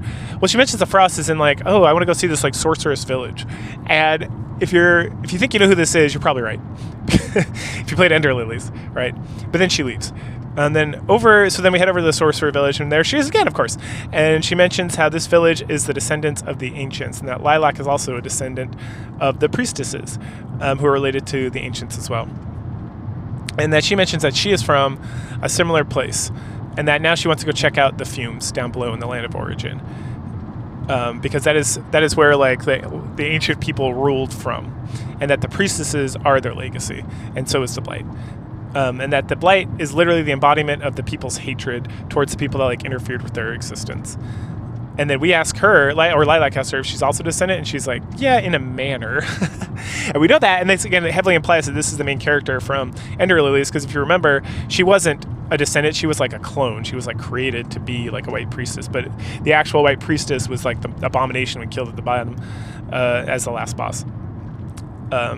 Again, she mentions going to the depths. She wants to see where the ancients resided, and that they believed it was like this sacred place. It's like, all right, time to head to the land of origin. So down there, we push our way through a bunch of secret rooms, crazy wall stuff, ceiling monsters, more crazy floating monsters. There's a lot of these like mini bosses that are just like these kind of like, I don't even know, like cells looking things. And then deep down, we find Levy, and it's like, the fuck did you get here? And she's just like, YOLO. She does talk about how lonely it is down here and that she's not a big fan of it. And then we mentioned that the blight changed it. It used to be a beautiful place, sacred place, land of origin, yada yada. She gives us this stele about the land of origin. Stele is like it's like a metal tablet kind of thing with writing on it. And the stele describes the land of origin. She then says, okay, I promise to go somewhere safe. At the next rest stop we get to down here, Nola questions why Lilac was found here in the land of origin, and then Lars also questions the device they found her in, the big, like, you know, we're in like another tube-looking crazy thing. He then reveals that there were 3 expeditions in the land of origin, 2 by Joran, and then 1 by Nola and Lilia. And then at that point, Lilac speaks up that there must have been some reason why she was here, that same reason why she's resistant to the blight, and she's very grateful that she was saved by Lilia, Nola, and Lars. But maybe they should have just left her down there and not saved her. Nola and Lars both assure her that there's no reason they should not have saved her, and Lilac thanks them. And I'm also like, why are you apologizing for being saved? Later on, we find the girl again. She's taking a rest, and she talks about how the blight is quite taxing, and Lilac mentions that, yeah, I agree, it is quite taxing. But at this point, she just has like a little bit of headache or something. The woman then tells us to be careful, or we will be like her. Lilac checks in, but she says she's also okay, and that there was a barrier here, but that she got rid of it so that we can continue forward. But now she wants to rest. Beyond this, we finally find Lilia. Oh my goodness! And she's being held in the wall by like this wall of blight. She looks like she's in a lot of pain. Lilac apologizes to her for taking so long. She then begs Lilia to wake up because she's knocked out. And then the lady comes in, and she mentions that she's a priestess. She tells Lilac to step back, to not touch Lilia because she could be consumed by blight as well and pulled into the whole situation. She talks to us about purifying the blight, that even if we purify the blight, it might not cure Lilia. She might still have some issues, but it will ease her pain, if nothing else. And then she talks like real cryptically about her inability to remove the blight because at this point she's too weak, but that she will be able to impart some knowledge to us. Lilac says that she will do whatever she can, and then the girl, the priestess, mentions that then she needs to return to the surface to plan what to do next. And this whole time, Nola's just standing there, staring at us, and staring at Lilia. And then I think I mentioned this before. There's two spots in the central stratum and then down at the sorcerer's village where there's these blighted flowers, and the whole time I'm like, I wonder what these have to do with anything. And they have nothing to do with nothing, except when you're looking for the priestess, in case her telling you literally where she was going, if you just go to those spots at this juncture, like when I went to the sorcerer's village before, because that's where she's just standing by the flower, and then if you go to the central stratum and go to the flower there, the blighted flower, she's just standing there. That is the only reason those things exist. It's just going to give you like, I don't know, like a lamppost, just somewhere to go. So you're not just like wandering around, I guess. It's like eventually you'll be like, oh, I'm there's a question mark on my map. I should go check that out. It's like, oh shit, there she is. And so it's helpful with the central stratum, but right before because she's just like, I need to go rest. I'll see you later. But literally when you are going, she tells you like, I'm going to go to the sorcerer's village. And you're like, sorcerer's village, got it. So I don't know, whatever. When we find her up there, she asks us for all the quest items we've been hoarding, like the stele and the blighted eye and all that. And then she creates a talisman, like the one from the first game, that lets you purify without absorbing the blight, or protects you from the blight while you're purifying, or protected her, right? So she constructs like the same item and then tells us that now we can purify, and that the blight won't affect us as much because part of the purification process again is to take it into yourself, and that she used an item very much like it back in the first game. She doesn't say that exactly, and it's like, oh, it's Lily from the first game. Of course it is. Mind blown. Lilac then questions her ability to cleanse the blight, and the priestess Lily states that Lilac has a deep connection with the rest of the white priestesses and their ability to do that, and that if she can reach into Lilia's heart, we should be able to do it. Lilac compares, she's like, oh, it's like tuning. And the priestess says that we could have purified Lilia as soon as we found her, in fact. But if we had done that, we'd have lost our mind to the blight, and that she was trying to help us, and is glad that we found these other items. So she was able to construct the talisman so that we were able to do it without hurting ourselves. So back to Lily we go. Lilac again asks her to wake up and starts the purification process. Nola steps in as well, so they can share the blight burden, so it's even lesser, so that's pretty sweet. And then we get a memory. It's Lilia is enjoying a field of flowers, and then we hear Magnolia, and she's speaking about meeting again with Lilac and Lilia, and then Gilroy makes a comment about her going away. And we head back to the present, and Lilac's like, you're Magnolia. And it's like, yes, we were reading Nola's memory this time, because we never read her memory before. Lilia was her tuner, and at that point, Lilia starts to awaken. When she's out of the blight, Lilac is like super excited. There's so much to discuss, so much she can't remember. Lilia tells Lilac that this is where they found her, right here, and that Lilia is happy that she chose to protect Lilac, and then I guess get consumed by the blight. She then turns to Magnolia, remember who's Nola, right? Ender Magnolia. It says that she trusts her to feel the same. Lilia mentions that Gilroy hid her true name and then weaken her, because knowing that her true name somehow unlocks her ability to understand that she can sustain the Imperium Parasol, that it's not just the one person that was created, it was two people. And that Magnolia, in addition to being able to sustain the barrier, was created to have the power to destroy the barrier as well, something that Gilroy cannot do. Lilia then reflects that Cain Milius left the future in the hands of the Homoculi. And then Lilia is like, yes, because he trusts the Homoculi to make the right decision. She then states that she gave Magnolia the name Nola, but that she can't remember things that well. Magnolia then tells everyone that she prefers Nola. She likes it. It's warmer. She likes Lilia and Lilac. That's the name she has with them. That the name Magnolia really has nothing to do with who she is at this juncture. And that's roughly around the last time we ever hear about it, which is funny that the whole game's named after her. Right? I guess it's better than calling it Ender Lilac and then like there's no surprise. So I get what they're doing. It's not as like impactful as like in the first game when you're like, oh shit, she's Lily, because and it's like all this kind of like hinting around and talking about it, but then she's like surprise, or what should I say? If in case you haven't watched my video, I played Ender Lilies. Spoiler alert. Dun dun dun. She's not actually Lily. All right, we're back. So because she's a fucking clone. Anyway, then Lilia turns back to the blight, and then she talks about while she was in it, she felt the sorrow of the land of origin, and that the Imperial Parasol is siphoning the magic out of this place. In turn, Gilroy's anger and his becoming blighted and becoming a mutant is affecting the land of origin, which is causing it to create more blight. It's like a negative feedback loop. So Nola reflects about destroying the parasol and the land of origin, which is the land of origin's suffering. Lilac points out that the two could be done, that they could do it, and then it's like, well, what about the reign of death?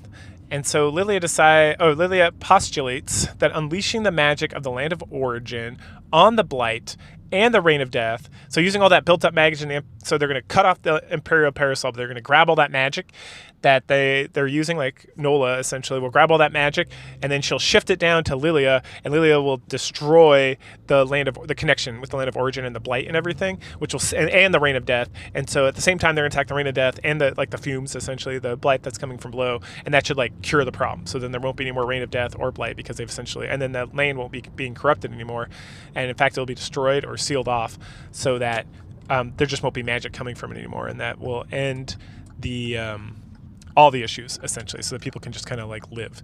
And then there's a little bit of talk about how the that'll be the end of like the Maculae, but in reality it just means they don't have like eternal life anymore, because they won't be being like we saw that note previously, they won't be able to get the magic directly from the land of origin.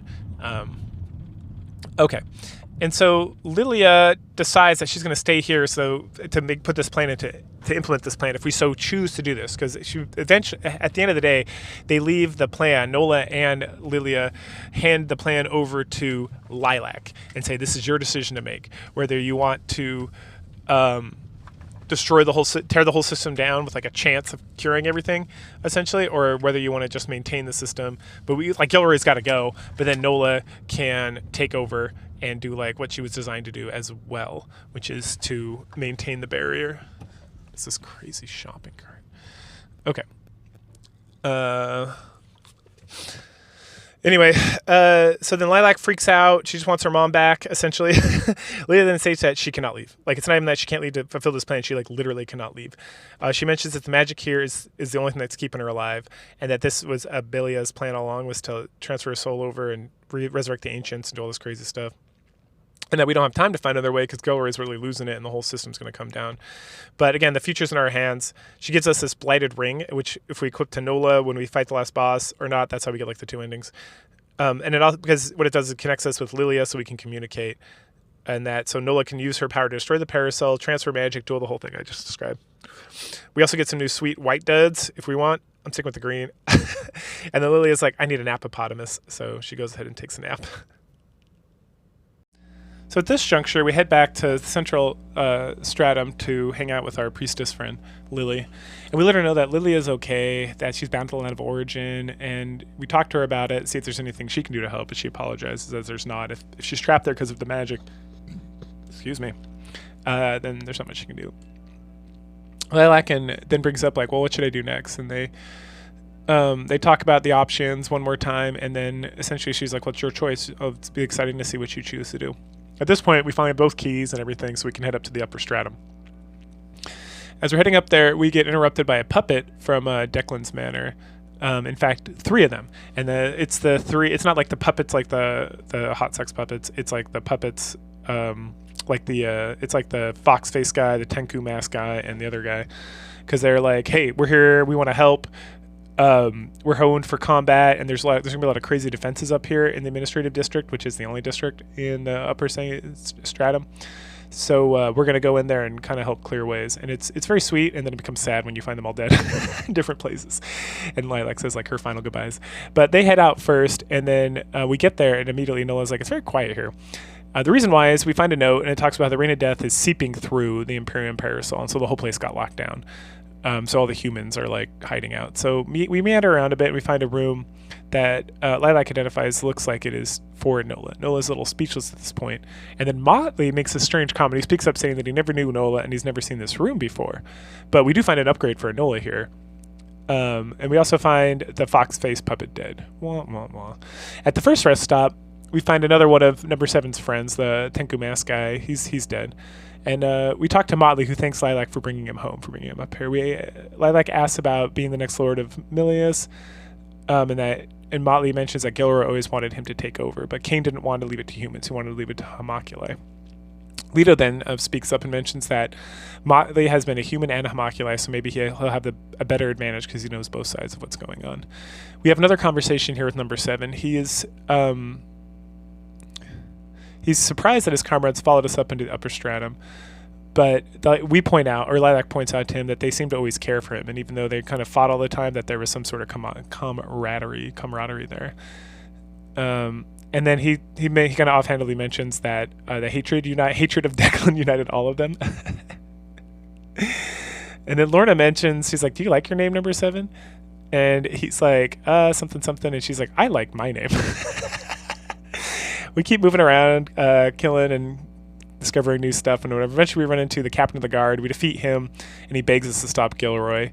When we get to the final rest stop, there's the final one of number 7's friends from the tower, the arena tower. And he's not dead, but he's severely injured. At that final rest stop, we talk to Leto, Yul, and Nola about how we climb so high, and we just talk about if we're ready to keep going or not. As we head in, we find Gilroy floating by the barrier. He teleports over, and Nola calls him out about his blight-ridden body, about causing the spread of blight, about causing all these things. He gets super defensive, and Nola says it's time for her to take over, and he's like, no. And then Nola calls him brother, right? Which I don't know. I don't think they're like directly brothers. It's like they were both. They were like the head homunculi, like, they're both created in the image of Kane, essentially, so they could both run the Imperium Parasol, which makes them like sort of siblings, right? It's like that kind of like sort of. The game doesn't go into this. I was just like, that's a weird thing to say, so I thought about it. And then she says, if we don't hand it over, I'm going to take the throne. So we hit that fight, we beat his ass, and then once he's all powered down and like being sad, Lilac asks Nola if it's time to say goodbye. And then Gilroy starts begging Magnolia. He says Magnolia. It's the first time we hear this outside of that conversation with Lilia to stop. Lilac runs to the throne after Nola teleports over and tells Nola to wait. Nola mentions there's no other way, but they hug. Oh. Nola enters the throne, reinforces the parasol, and then credits roll. And then after the credits, we see Lilac looking at a bright red tree. And this is ending A. I kind of mentioned before there's 2 endings. And ending A is not the real ending, so it's time to get the real ending. So this time, as we enter, after you get the ending, it's like you can just like load back in. So we load back in. And as we enter the throne room, wearing Lilia's ring this time, or the blighted ring, Nola asks if we have come to a decision. Lilac says that we will destroy the parasol and the Love Origin as Lilia wanted. Once again, Gilroy teleports over, Nola calls him back, he claps back, but this time Lilac tells him that we don't need a throne. She tells him to plan that we're going to destroy the barrier and unleash the magic on the Reign of Death. He states that this would end all homunculi, and as I mentioned before, it's not. It's just going to make them like mortal, essentially. And it would leave the nation to only plundering and famine. Nola speaks up. This is no longer their burden to care, like her and her brother. She calls him brother again. Gilroy scoffs and is like, oh, is this an attempt to save me? He then powers up to an even stronger form than an ending A, and we fight. This guy, he's way tougher here. It's still beat the shit out of him, but once we knock him the fuck out, and he's like knocked. Before it's like after we beat him, he's like chit-chatting still, and like he looks hurt but not like destroyed. This time he looks fucking done. And then Nola's like, we have to hurry. He's going to recover soon. Because he's attached to the Land of Origin. So as long as he can seep and get that magic, kind of like those dolls that we fought before, then he'll have a way to come back. Nola and Lilac talk about whether Lilac's sure she wants to try this and what's going to happen and stuff. And Lilac's like, yes, I'm positive. And she knows for a fact that the 3 of them will be successful. But without magic, the homunculi will have a limited lifespan, just like humans, as I mentioned before. We then approach the throne and strike. And it works. The parasol, which kind of gives like the sky like a green hue, gets destroyed, and we see like the blue sky full of stars. And as we're standing there, Nola starts reminiscing with Lilac about their success. And as this is where it ends, and so yeah, she says, "Is this where it ends?" And then Lilac states that no, this is where life begins. And boom, ending B. And we see the 2 of them standing in front of like a blue tree, like a white tree with like a blue light in the background, and Lilia is presumably dead. Because that's that. So yeah, that was great. So if you've seen my review, and if you haven't, you can go back about Ender Lilies, or like my story review thing that I do. I was not a super fan. The story is very interesting. I like the game plot and everything, but playing through it was like, I did not enjoy it very much. And I cheated and still didn't really enjoy it. This, completely different. Everything about this game was good. I liked it. Even though I was playing on harder difficulties or less hard difficulties, I had a great time. Super fun. No cheating. I didn't even use a guide. I just kind of wandered around. I did have to use Reddit a couple times, but that was for like just kind of completing the map. I didn't need to use it to like get through the game. There was just a couple parts where you have like this blighted water that hurts you and you have to like race through. And I was just trying to figure out like, okay, do I need to get an item for this? Or like, how do I need to do a different setup? And I pretty much just like ground out some more levels and used like a couple different items to get past those points. But I loved it. It was super exciting. It was so exciting. And I think I mentioned this before in this review-ish thing, that they have another game that I finally got downloaded, so I'm going to end up playing that. Probably not in the next few, at least the video is not going to pop in the next few weeks. I wanted to play something else first, and then I'm continuing every other week, still going to be the Shining games. I think I'm on number 11 or 12, and there's like 22, so that's going to be running through the rest of the year for sure. But yeah, I'm going to pop that in, and we'll get to that sooner than later in the next month or so. It's like Redemption something. Oh, you know what? I have it written down right here. Let's look at that. And this is a game I've never heard of, but these guys make good games, at least story-wise. From what they're doing, Redemption Reapers, and I think it's supposed to be like more of a strategy game. All right, so highly recommend this one, and the first one too. It's not bad. It's just like it was like difficult to a point where I did not enjoy playing it. But you can just straight up play this one and not have to play the first one if that sounds kind of miserable to you, or if you're not that good at Metroidvanias. Either way, I'd say this one, you can just like crank that difficulty all the way down and just kind of like cruise through it. Like I died occasionally, but like you can kind of just grind out levels and then get better and then, you know, just kind of figure it out. But it was good. Highly recommended. So go ahead, like, share, subscribe, comment, and I will catch you guys later.